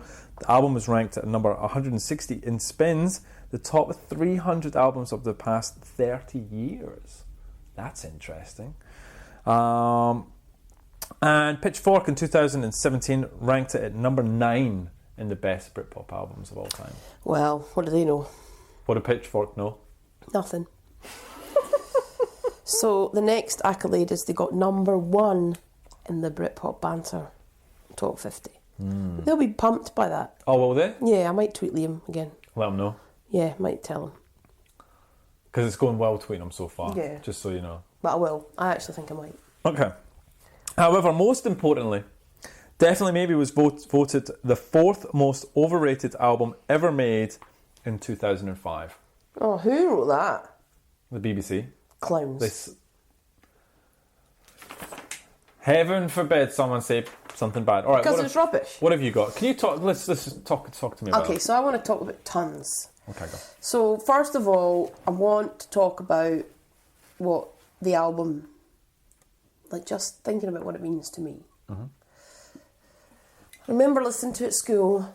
I remember loving this album. I remember I had every single Oasis single, B-side, poster, book, DVD, baby photos, guitar book, whole thing. Like, this is probably the only band I've ever been like a full-on fan. You know, when you just collect everything, you read about it, you want, like... I've loved music, and I've got tons of albums, and I used to buy lots of albums, but I was never, like, fanatical. And this is the only band ever that I've been fanatical about. Okay. Owning everything. Yeah, okay. I just wanted to be Liam Gallagher, like, so badly. To the point that once I was in said bedroom I was talking about that I will be going to in a couple of days, and my mum gave me the Hoover. You know, one of the Hoovers, like, you push around, not like... the old proper ones. Proper ones, yeah. And I was like, oh, right. I put the Hoover on a chair. Oh, God. So the handle of the Hoover now looks like a microphone. Yeah, Ben's done it. Yeah, I got it. So I've got definitely maybe blaring. I've got my hands behind my back. I've got the full Liam pose. And I get this, the door swings open. I don't hear much hoovering. Because, Mum, I'm not being funny, but I'm playing the Barrowland right now, so you need to leave. And I'm in the middle of Supersonic, so go away. God, it's just, that is you. That's what you're like. It's mental. Everyone just is like, that's what you're like. Yeah. Yeah. I own that. I'm happy with that. But it's all these little memories I have about this album. Like, this Oasis got me into me. I've talked about it loads, but I've never ever been such a I'm a proper fan. And when you just can't think about like anything else. I remember drawing every single school book. Like, I'll go into the attic when I'm home and I'll find them and I'll take pictures. Every school book, I knew how to draw the Oasis logo properly, with like the black and then the white background. And I used to colour it in. I want to see this. And it would be like, Lesley, what was question 5? Who knows? But look at my logo. I remember doing my Duke of Edinburgh and could not think, and been camping in the middle of the hills in Scotland and having to walk for miles. Didn't care, just wanted to get home to find out if my friend had got us Oasis tickets. Yeah. That's all I wanted. Yeah. And then I found out that I did. Cried.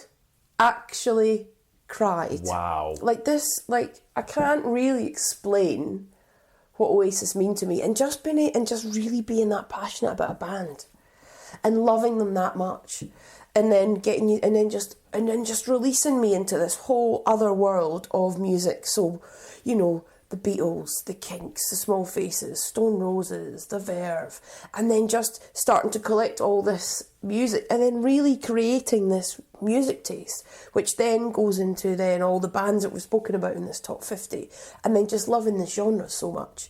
Now, maybe not the traditional full-on description of Britpop, but that whole 90s indie,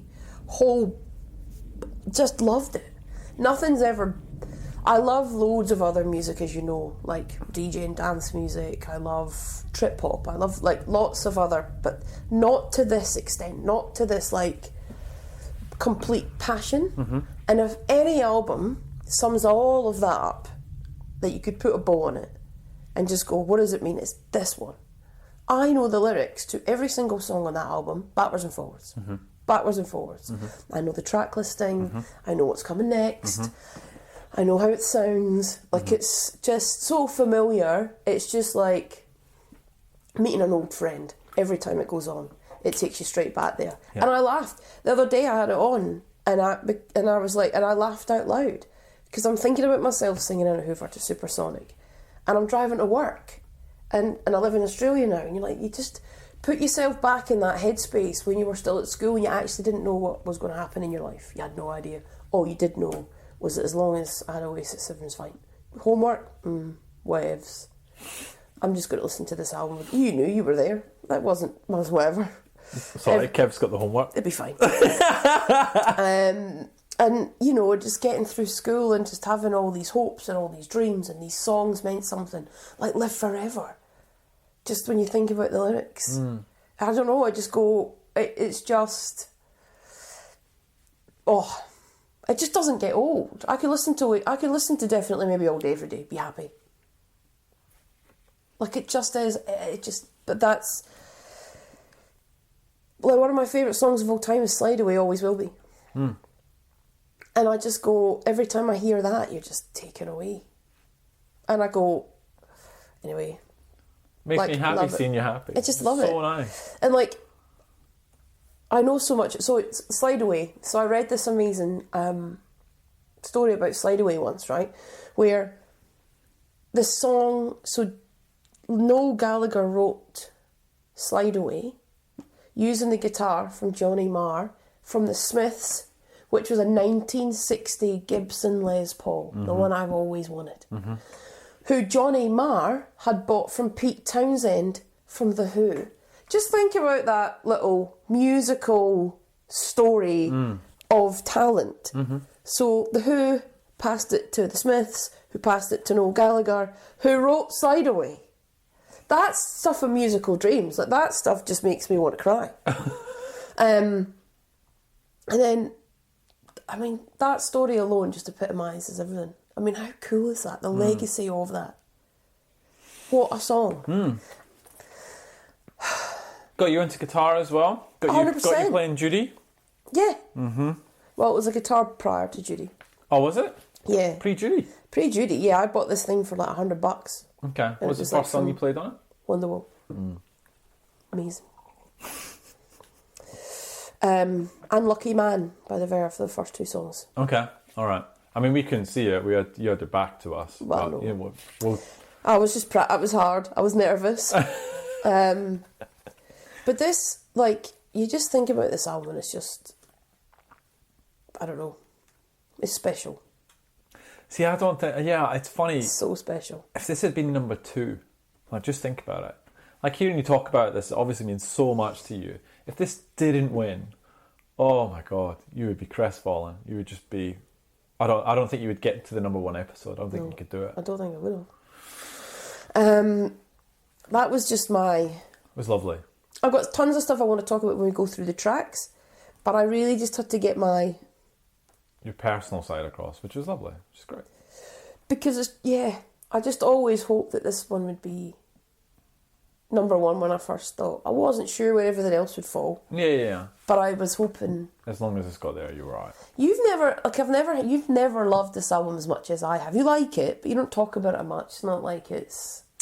I think you're right, because I don't have the same memories you do. Like, there's a couple of things that stand out to me about Oasis. I remember getting hammered at school, and you know, when I liked it, and I loved them, but it wasn't necessarily my band. Like, I think you picked it up and ran with it, and I went down a Manson path because they were like my find and, you know, my love. So I never had as strong as a connection to them as you and some of the other people at school did. So, but I remember like walking home from school with my cassette Walkman, and I remember like that this album would get smashed all the time. Specifically, one track on this album that I would play non-stop, and still to this day, I just love hearing that song. So, what is it? Columbia. Yeah, it's just a belter of a song that I just absolutely love. And I listened to it today in the car, and I'm like, this is just a great song.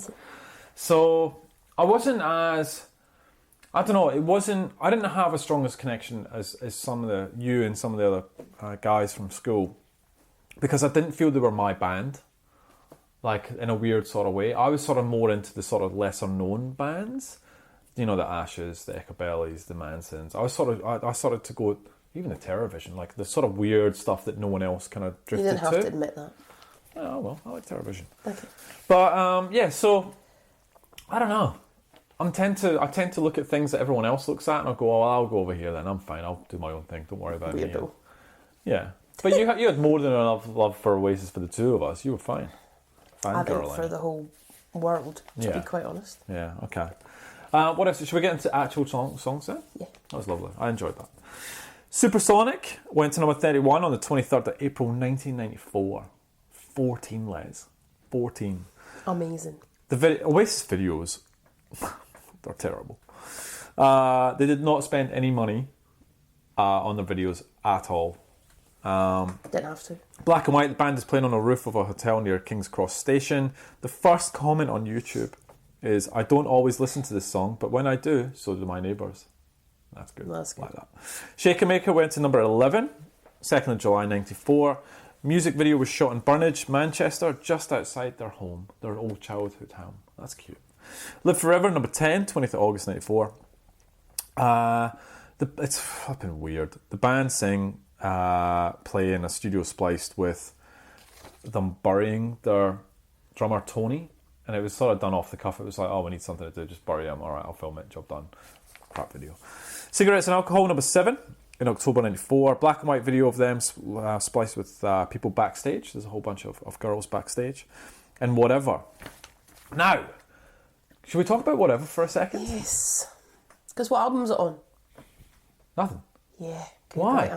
Correct answer. Well done. So, this is a standalone single to sort of bridge the gap between Definitely Maybe and What's the Story. What's your thoughts on this song? Love it. Free to be whatever. I don't know what album it would fit on more. It would fit on Morning Glory more than it fit on. I agree with you 100%. Why don't you think that it went on there? There'll be a reason, I just don't know what it is. But why do you think it didn't fit? It doesn't. Okay. It doesn't fit Definitely Maybe, for sure. Yep. It could have gone on. What's the Story? But was it strong enough? It's a good song. It's not their best song. Could have replaced a number of songs on What's the Story. Hello. What ifs? Shall we get into the tracks? Yes. Let's talk about Rock and Roll Star. Woo! Bow. You love it. I don't mind it. It grew on you after last weekend. Hearing it live was actually really, really good. Mm-hmm. The problem with Rock and Roll Star is it's the cliche opener to any Oasis set or Liam Gallagher set now. So as an Oasis song, it's actually quite overplayed. But do you think? I think it is. When it comes on, I'm like, oh God, it's Rock and Roll Star. And then I actually listen to the song and I'm like, actually, it's a good song. And I like the breakdown, the bam, bam, bam, bam, bam. I like that. That's all good. So I don't know what it is. I've got, when you haven't heard a song in a while and it's actually really refreshing. This is how I feel about Rock and Roll Star. Right. When I haven't heard it for ages and I put it on, I'm like, actually, this is a good song. So it's not about being a rock and roll star, but going out and acting like you are one anyway, which is pretty cool. So Noel said the words. Oh, what have you got? Have you got on the song? Nothing. I want you to talk about this song because I know your feelings on it. Okay. So Noel said the words and sentiment to that song. That's what it's all about. I remember bringing it down to the lads in the rehearsal studio and rehearsing it until the first time we played it live. There was a hush after it, and it wasn't the hush of the people going, "What was that all about?" It was a silenced awe. No one had ever said it in a song before. Tonight I'm a rock and roll star, and there's only 6 people watching you. You're anything but a rock and roll star. But in your brain, you're a rock and roll star. When I hear that by chance on a radio or whatever, I just think, do you know what I mean, man? Do you know that? Do you know what, man? It's still got it for me. It's wide-eyed and wonderful. That's pretty cool to hear Noel say that. Because it is. Okay. I don't mind it. I think it's... Tell me your thoughts on it. Don't forget about mine. What's your thoughts? Oh, it's punch in the face. That's what I like in the start of an album. Bang. Take that. Amazing. And it's just the swagger of Oasis. That's why I loved them. I just love that. I love that the most about Oasis. I love the fact they started from really humble beginnings. Like, had a relatively, tumultuous childhood, shall we say, with different things going on. And then they come straight out of the traps. Yep. Debut album, first song, Tonight I'm a Rock and Roll Star. Have it. Then that's what Oasis are going to be from now till forever. That's a good point. And I go like that. That is amazing. So you wouldn't change... Ego off the chart. Okay. Love it. Swagger. Okay. That's what Oasis are. So no other songs would have gone into number 1 spot for you? Bang. Take it. Tonight I'm a rock and roll star. Okay, you're bang. You just... Okay. Straight in. All right, so anything else and we'll play it? Play it. Okay. Rock and Roll Star.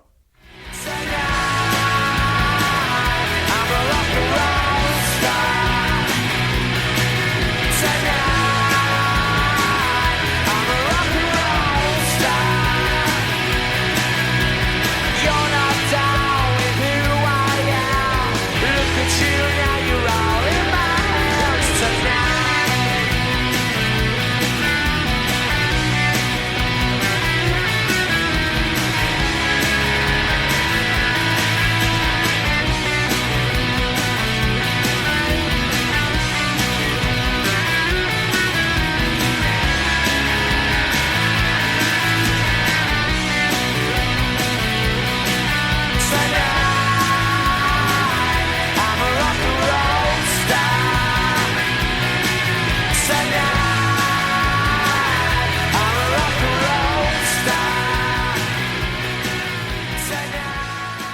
Shaker Maker. So, Oh, straight in. Coca-Cola successfully sued them for $500,000. That's the $500,000 we talked about earlier. Okay, Yep. cool. What happened? So it was the second single off the album. Okay. And it sounded, and it does, too similar to the New Seekers' I'd Like to Teach the World to Sing. I'd like to teach the world to sing. Yeah, okay. In perfect harmony. Oh, yeah. And they used that and so Coke used that in an advert. Okay. But back in 1971, but it does. Think about Shaker Maker. Yeah, it does actually. So, yeah, You're they right. got sued. Okay. So the song's title comes from a toy that Noel had in the 1970s and 80s, which involved mixing water and some powder into a mould to make a rubbery toy figure that eventually set hard. Amazing. Back when toys were toys. Oh, it's cute. Everything's cute. So yeah, we came from right. Noel Gallagher says that many of the references in the album's second single, Shaker Maker, come from TV adverts. The character of Mr. Soft, for instance, comes from an ad for Trebor Soft Mints. Do you remember those? Love them. Oh, I remember that now. I'll bring you some back. No. Give me some UK chocolate, though. Yeah, is there anything else you want? A lot of my chocolate bars don't exist anymore. I stopped making them. I used to Like love what? Fuse bars. Remember Fuse bars? I'll have a look. I think they've stopped making them. Right. They were amazing. Anything else? I'll have a wee look. Oh, yeah. I am. Bring me some stuff back. Okay. I've got a friend of mine went back to Scotland and got me a huge bag of sewer plumes, which is like this lolly that you suck on, Yeah. which is quite bitter. And You don't want any of them then? I've got enough for like 5 years. Right. It's massive, this thing. Bourbons? Bourbons. Yeah. Maybe. I'll let you know. I'll get some. Right, Shaker Maker, what do you think of the song though? Love it. You hinted at it last week. You said there's a song that, and you left us on the cliffhanger. I did. You're still going to tell us about that? Maybe. Can't all be rose-tinted glasses here. All right, so I think Shaker Maker's a good song, actually. The drums are fantastic on this track. You happy? Very. Okay, Shaker Maker. Shake it on with me.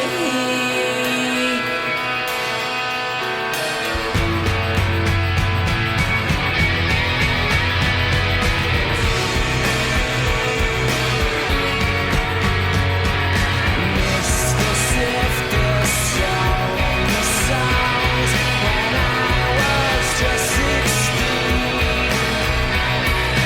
Now he stops at traffic lights, but only when they're green.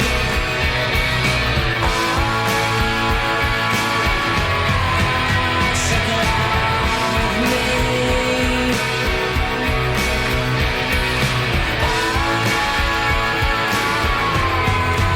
Shake it on with me.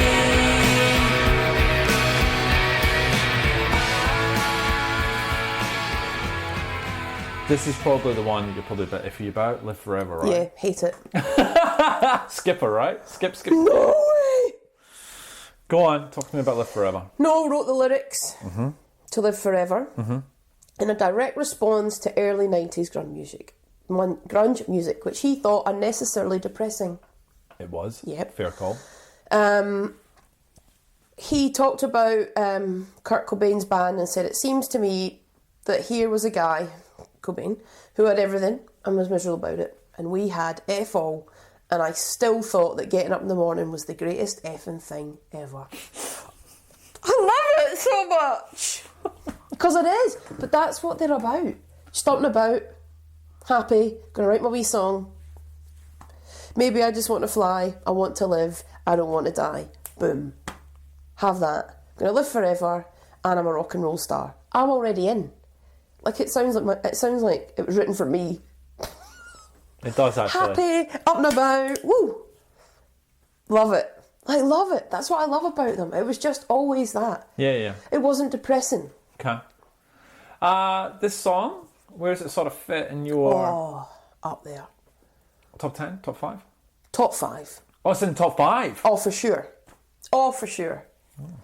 Number 1, Slide Away, Shadow of a Doubt, and then from there, There's some movers and shakers. some movers and shakers. It would always be in the top 5. Really? Live Forever. Oh, I can't even. We're gonna live forever. Oh, that's one of the best bits of the song where it just screams and lets it go. Down, down, down, down, down, down, down, down, down, down, down, down, down, down, bow, bow, bow. All right, let's play Live Forever. Maybe I just wanna fly, wanna live, but don't wanna die. Maybe I just wanna breathe. Maybe I just don't believe. Maybe you're the same as me. We see things I'll never see. You and I are gonna live forever. Gonna live forever. Gonna live forever.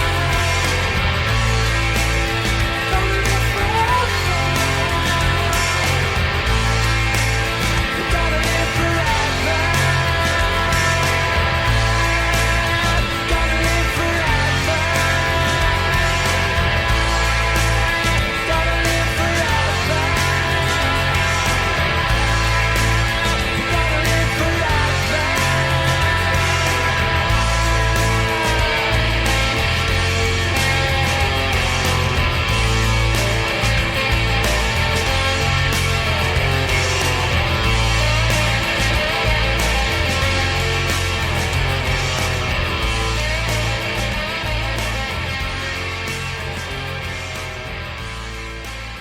I had notes, but just let No. you talk about it. It's amazing. I'm going to put that on later with a glass of rosé, and I'm going to sit in my paddling pool and feel like I've made it. That's what life's about. Sitting in a paddling pool with a glass of rosé. We'll live forever playing, banging. I should be packing my suitcase. But do you know what I want? Because I'm a rock and roll star. Because I do what I want, and I don't have to. That's what Oasis makes me feel like. I'm not going to pack my suitcase. That is what you're like, with or without Oasis. Up in the Sky. Is this the one? Is this the one? Hey you, up in the sky, learning to fly. Tell me how high do you think you go before we start falling? No. I say listen to the things that you have never seen. It's an amazing song. Boom, boom, boom. Another punch to the face. So Noel said, we were on the dole at the time under Conservative rule. It's about establishment figures who didn't have a clue about how people were really living in England at the time and what they've done to the country. It's quite an angry song lyrically to a happy tune. What is actually, fast forward to now, isn't that the sentiment we're sort of hearing? 100%. I read Noel, so Noel came out and he didn't vote in this general election. He said he hasn't voted since Tony Blair resigned. No way, really? He said they're all morons. Wow. So that's his take on it, on the general election. Huh. Okay. Well, I remember him saying, I think you told me he was in the studio when Brexit happened. Like, so he was supposed to vote, and he went, no, it's never going to happen anyway. Didn't vote. Look what happened. Yeah, I know. So we playing Up in the Sky? Yeah. Okay.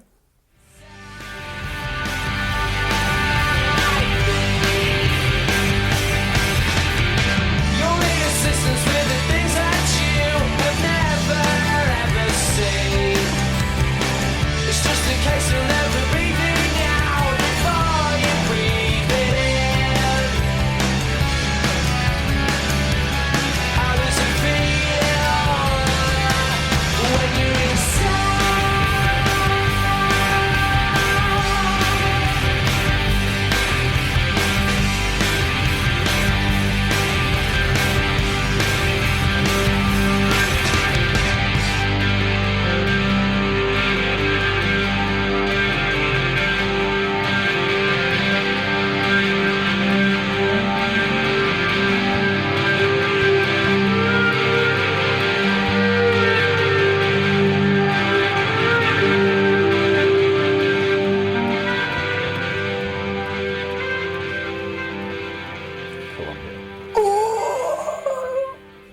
What a song. What a song. This is obviously going to be my play this in full, This is Kev. in my top 5 as well. It's in my top 3. What's your top one? Gas Panic, Aqueous, and Columbia. Gas Panic? I love Gas Panic. I love it. Over all these songs? Yep, you bet. You remember, I got a weird spot for Sot Sog. Gas Panic is one of the reasons. It is amazing. I don't know what to do with that. Just move on. What's your top 5 then? Slide Away. Live Forever, Somewhere. Supersonic. Acquiesce. And then it kind of always shifts. Probably Morning Glory. Yeah, you got, see, I would never have Morning Glory up Oh there. my god. And you went nuts when he played Ba, that. ba, ba, ba. Oh, yeah, it's alright. Ba, ba. So that would be mine. I actually find like it's quite a good. Like you actually find yourself dancing away to Columbia. The drum beat is Brilliant. not so good. Do you know what it's named after? So it's named after the Columbia Hotel in which is near Hyde Park in London, where the band stayed in before they were banned for rock and roll behaviour. So Oasis. Morris says the band got kicked out of the hotel during the sessions for Whatever, which was released just before Christmas '94 as a standalone single.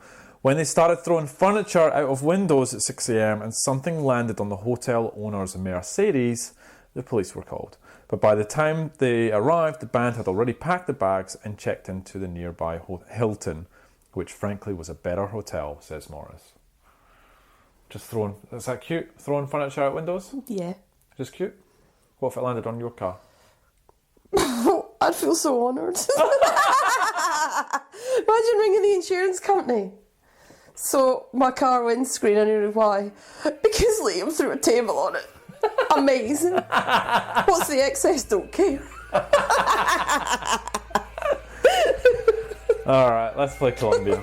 Jesus.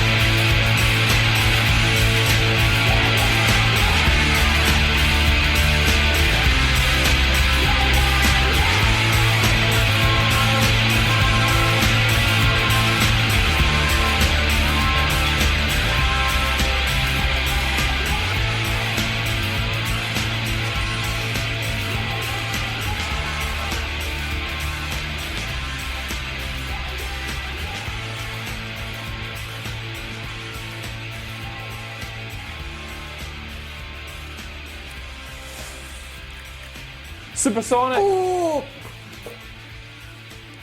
This is another, it's just attitude. Okay. Noel says this is his favourite Oasis song. Oh, because it's amazing. Okay. Any song that can get the words gin and tonic in it Okay. is incredible. Because I did not know when I was 15 that I would have such a penchant for gin and tonics in later life. That's a good point. Eh? Yeah, love them. One of my favourite drinks. Okay, alright. Well, I still can't get into that, to be honest. So, what is it about this song? Just another... Just Oasis. It's just, honestly, it's just that attitude. It just sums it up. I'm feeling supersonic. Bring me gin and tonic. You can have it all, but how much do you want it? She makes me laugh. I just love it. I just want to say it. I'm feeling supersonic. Bring me gin and tonic. You should get that tattoo. You can have that it all. Literally is your sort of It tagline, is. your mandate. It really is. That's I'm feeling supersonic. Bring me. You can have it all, but how much do you want it? She makes me laugh. I've got her autograph. Oh, God. All right. Can I ride with you in your BMW? You can ride with me, my yellow submarine. You need to find out. All right. I'm going to stop because it's going to be 3 hours long, this one. Supersonic. I know a girl called Elsa. She's into Alka-Seltzer. She sniffs it through a cane on a supersonic train, and she makes me laugh. I got her autograph. She done it with the doctor on a helicopter. She's sniffing in a tissue, selling the big issue when she finds out. No one's gonna tell her what I'm on about. You need to find a way for what you wanna say. But before tomorrow, 'cause my friend said to take you home. Sits in a car. Oh, I'm so curious to know which one is your iffy song. Come on. Bring it on down. Oh, is it? Oh! It's not iffy. I like it, but it's not. It just doesn't. Sometimes I feel like it's a wee bit of a misfire, a little bit. I love this song, but it's like those tracks, they go so well together, like Supersonic, Shaker Maker, Columbia, blah, and then this is a bit different. I like it because it kind of shifts. It does. It does shift the album. It does. It's a bit like what I was saying with Neon Wilderness. This is way better than Neon Wilderness, but I get it just shifts the album. So I get it, but it's probably not one I run. It's not one I never skip a song on this album because you need to listen to the whole thing in full. That's what makes this album, and it's a 10 out of 10. But it's always the one that I go, because you've just come off of come on. You've just come out of Columbia, Live Forever, Supersonic, boom, boom, boom, boom. And then, this is good. Bring it on down, and then around my brain. Yeah. Yeah, but... So it's not, it's just, yeah. What do you give it out of 10? 7.5. Whereas the others are 10. Okay, we'll get to that. 10. They're not all 10s. Yeah, they are. They are not. Don't be ridiculous. Supersonic's not a 10 out of 10. No. Live I'm Forever's not a 10 out of 10. Okay with that? Columbia's not a 10 out of 10. Okay with that? Shaker Maker's not a 10 Yeah, out I'm of 10. okay with that. Rock and Roll Star's not a 10 out of 10. Dixie's You dinner. are insane. Rock and Roll Star, we'll get to it. So, I actually quite like the drums are excellent. Yeah, they on are, Bring On Down. No, it was a tribute to the Stooges, the MC5 and punk rock. It's about the uninvited guest who turns up at parties and nobody likes, but everybody knows who stays until the end. Oh, we had a mate like that. Ox. Bring It On. I actually like it. I want to play it. Yeah. Because you live in France, you're the only value best who stays over the end. I know you got a cover and the devil sends. Think it's talking about you, but you don't know. I was scraping the lights from the soul of my shit tonight.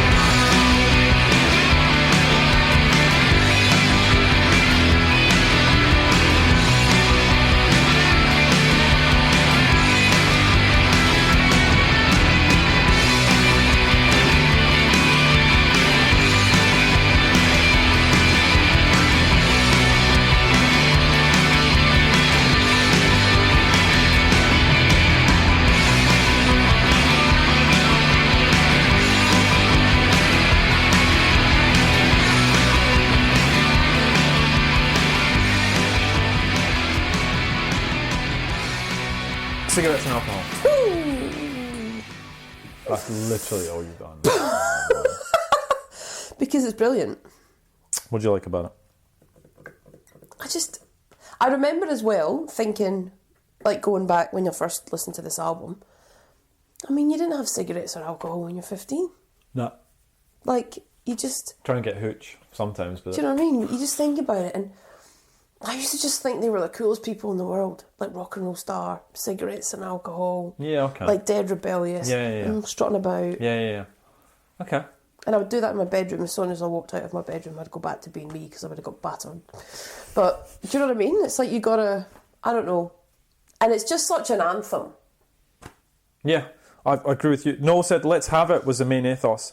All the songs were about leaving Manchester and ending up in the sunshine, taking drugs and drinking for the rest of your life. It's all about escapism, a pint in one hand, your best mate in the other, and just having a good time. I love That's it. nice. I like that. That's actually really nice. Let's have it. Cigarettes and alcohol? Yeah.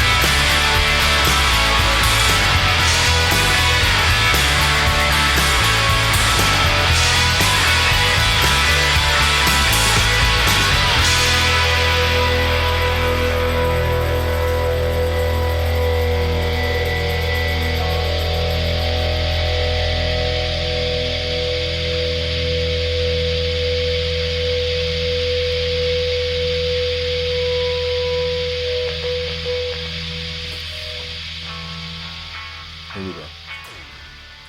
Dixie's Dinner. Come on.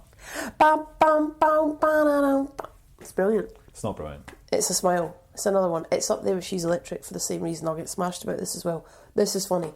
If you can write a song and you can make me laugh about lasagna, then it's the stuff of legends. What a laugh it would be if you could come to mine for tea. Pick her up at 3:30. We'd have lasagna. I treat you like a queen. I give you strawberries and cream, and your friends would all go green for my lasagna. These could be the best days of our life. That's what this album is. You got your whole life in front of you. You're young. You haven't got a care in the world. You're having lasagna. You fancy the little girl at school? You've asked her around for lasagna. Magic. I mean, it's brilliant. It used to be a big thing for me to bring girls back on for the. Did you give them Sunday lasagna? Roast. No, it was always a roast. It was always a Sunday roast. They'd have to come to the house for. It makes you smile. It does make you smile. And as She's Electric was the same thing. It's just, just makes me laugh because you just think to yourself, just think of the concept of that song. Just think it's ridiculous. Yeah. But it's brilliant. I'll treat you like a queen, I'll give you strawberries and your friends will all go green. I mean, come on. These will be the best days of our lives. I mean, it's just... Talk about giving grunge a punch in the face, miserable bastards. Like, that's what life was. Playing football, eating lasagna, going out with your mates, up for it, off you go. Happy as, feeling supersonic. Not quite with a gin and tonic, getting there, a couple of years away. But, I mean, it's just youth. It's just fun. It's just that attitude. It's why, that's just who Oasis are. I love it. Like, I love it. I wish everyone could just see you now. You're so happy. You're just so happy. I just love it. I think I'm going to have a gin and tonic in the paddling pool. Change my mind. Okay. Rate it out of 10. 10.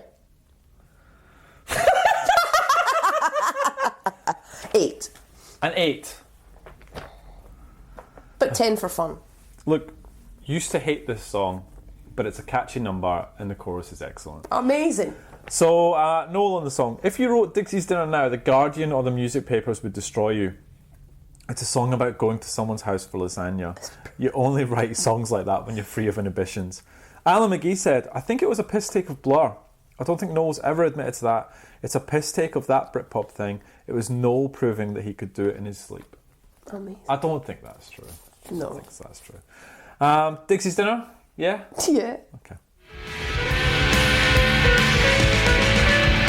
These could be the best days of our lives, but I don't think we've been living very wise. I said, oh no, what a life it would be if you could come to mind, but see, I'll make you work that I pass you well I've listened, yeah. I'll treat you like a queen.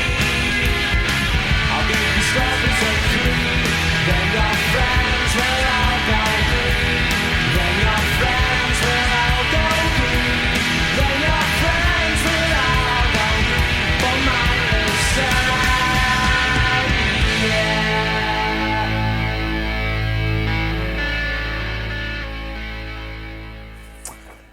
Skipper next, right? Oh, you're insane. Slide away. This song. Do you know this was actually meant to be the 5th single, but no, put the kibosh on it. 5 singles is a lot. Said that you can't have 5 singles from a debut album. Agree. It's not a single either. It would have ruined it.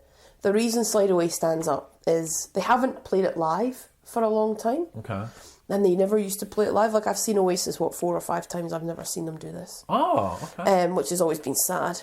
I like no. Why? Oh no, once. Lies, once. Why do you think they do that? Yeah, I don't know. I think it's because I actually think it's their finest moment. Like, I think this is Oasis's finest moment. It's one of the greatest songs ever written. And I will put myself out there.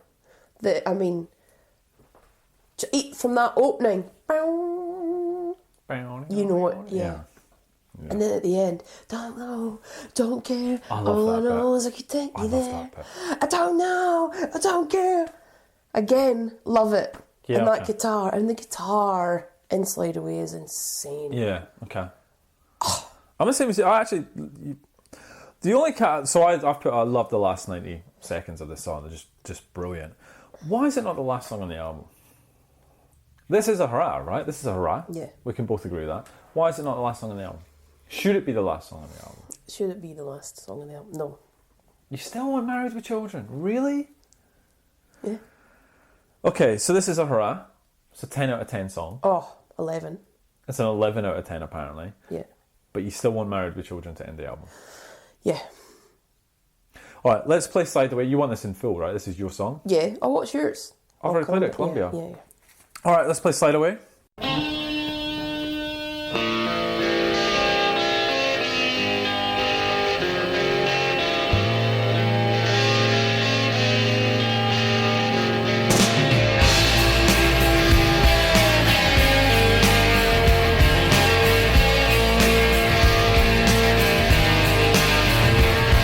Slide away and give it all you got.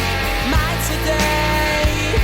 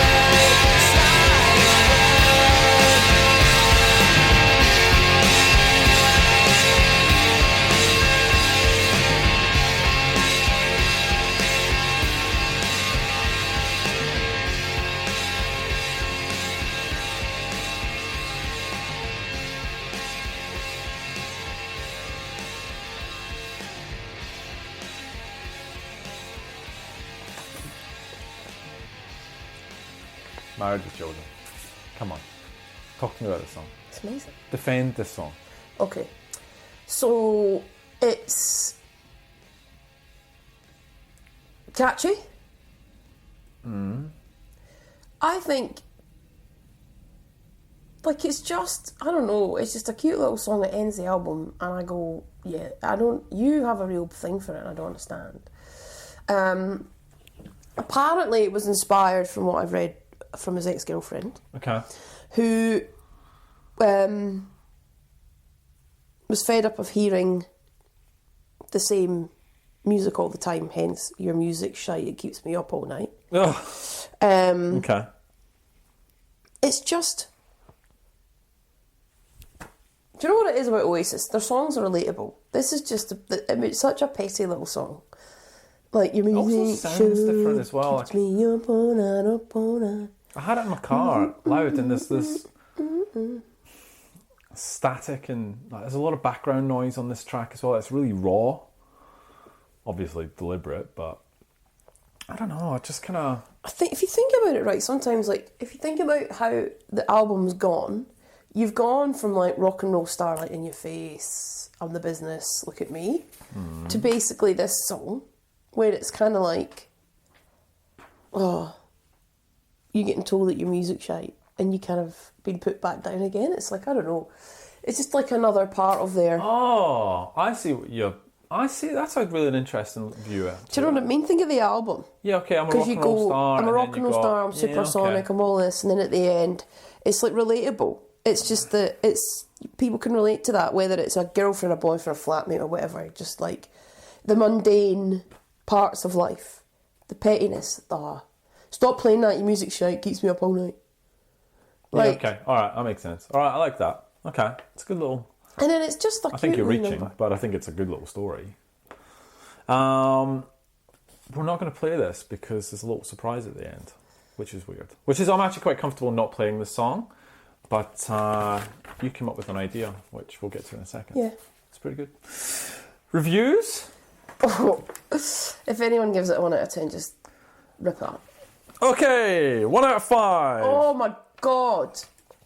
Ina Ballard, a sleight of hand. Oasis is clearly capable of making good music, or at least better music that they choose to, but this isn't it.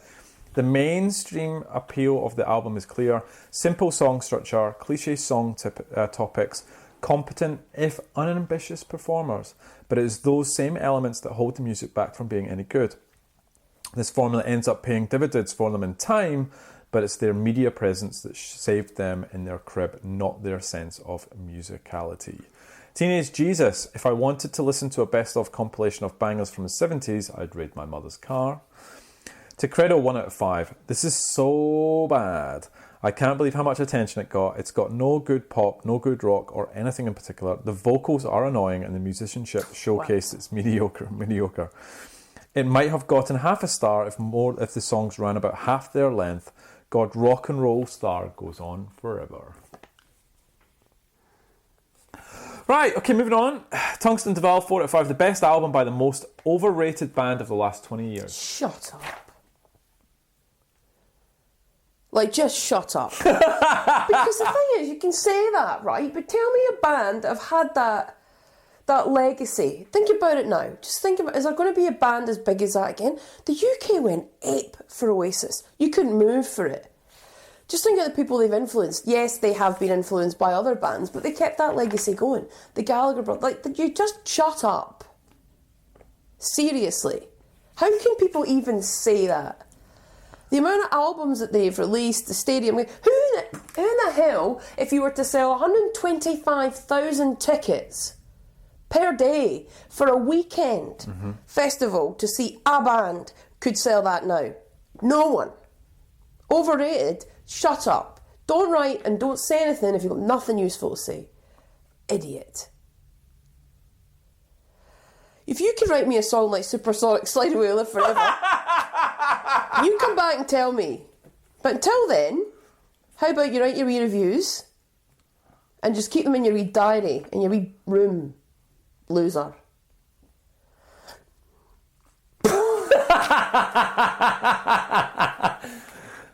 Yay!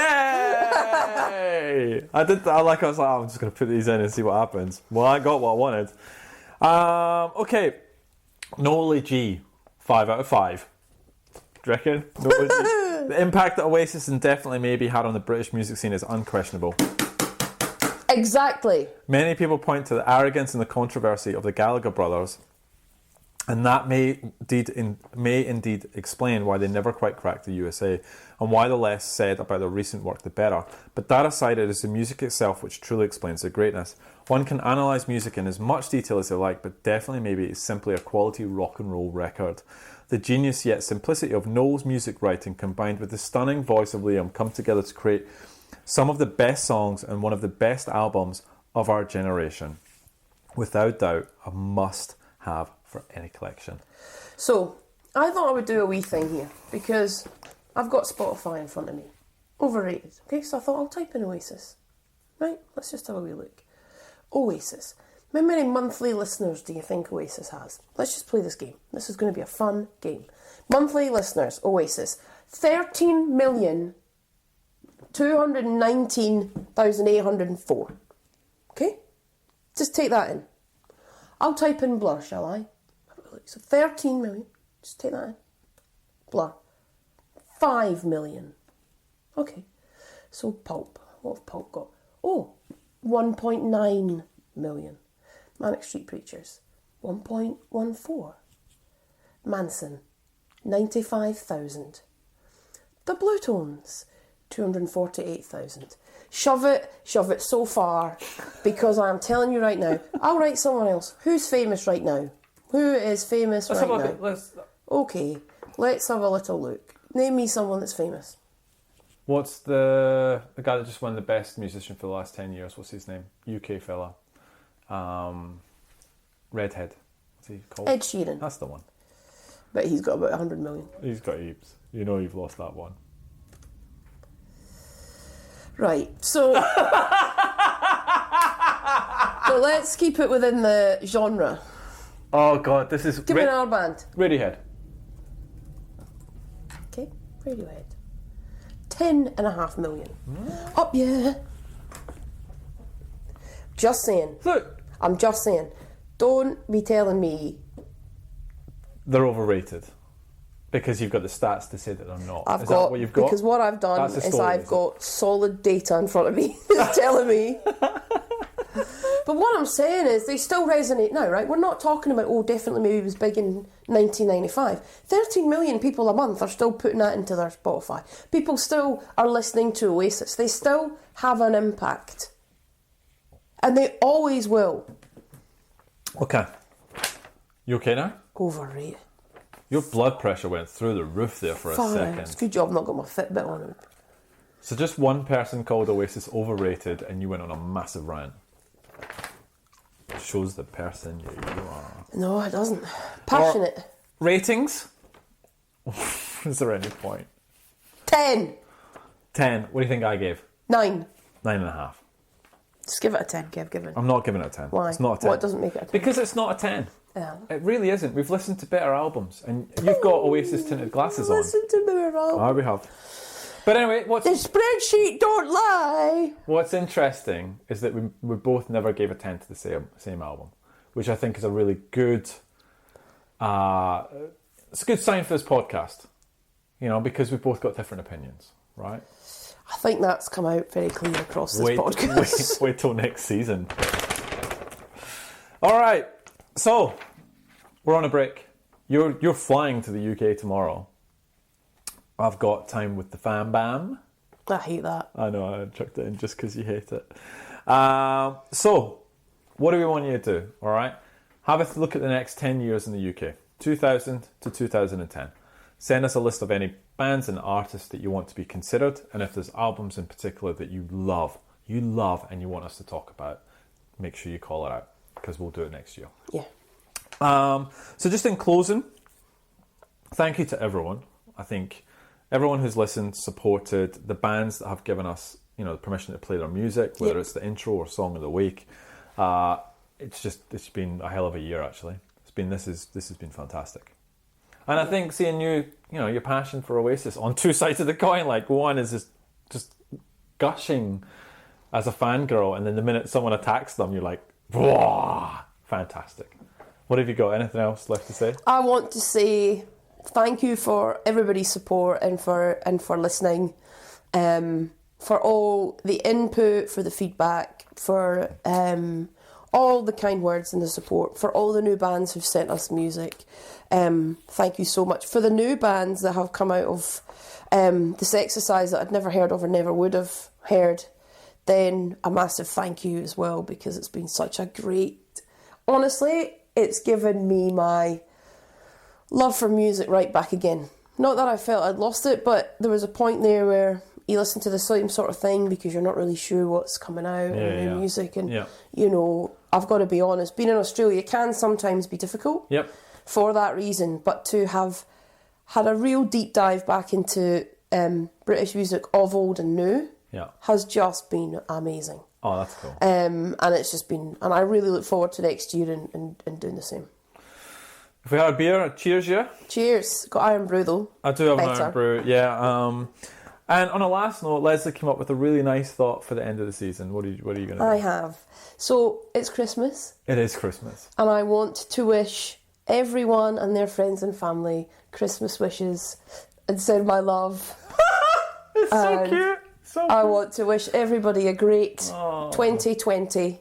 And I hope people get to share it with the people that they love. And in that spirit, and in the spirit of Britpop, Richard Ashcroft himself has released Have Yourself a Merry Little Christmas. So I want to end this podcast having a merry little Britpop Christmas.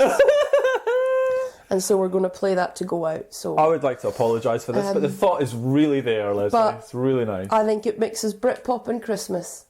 And this is going to come out 2 days before Christmas. And he's one of the kings of it. So enjoy.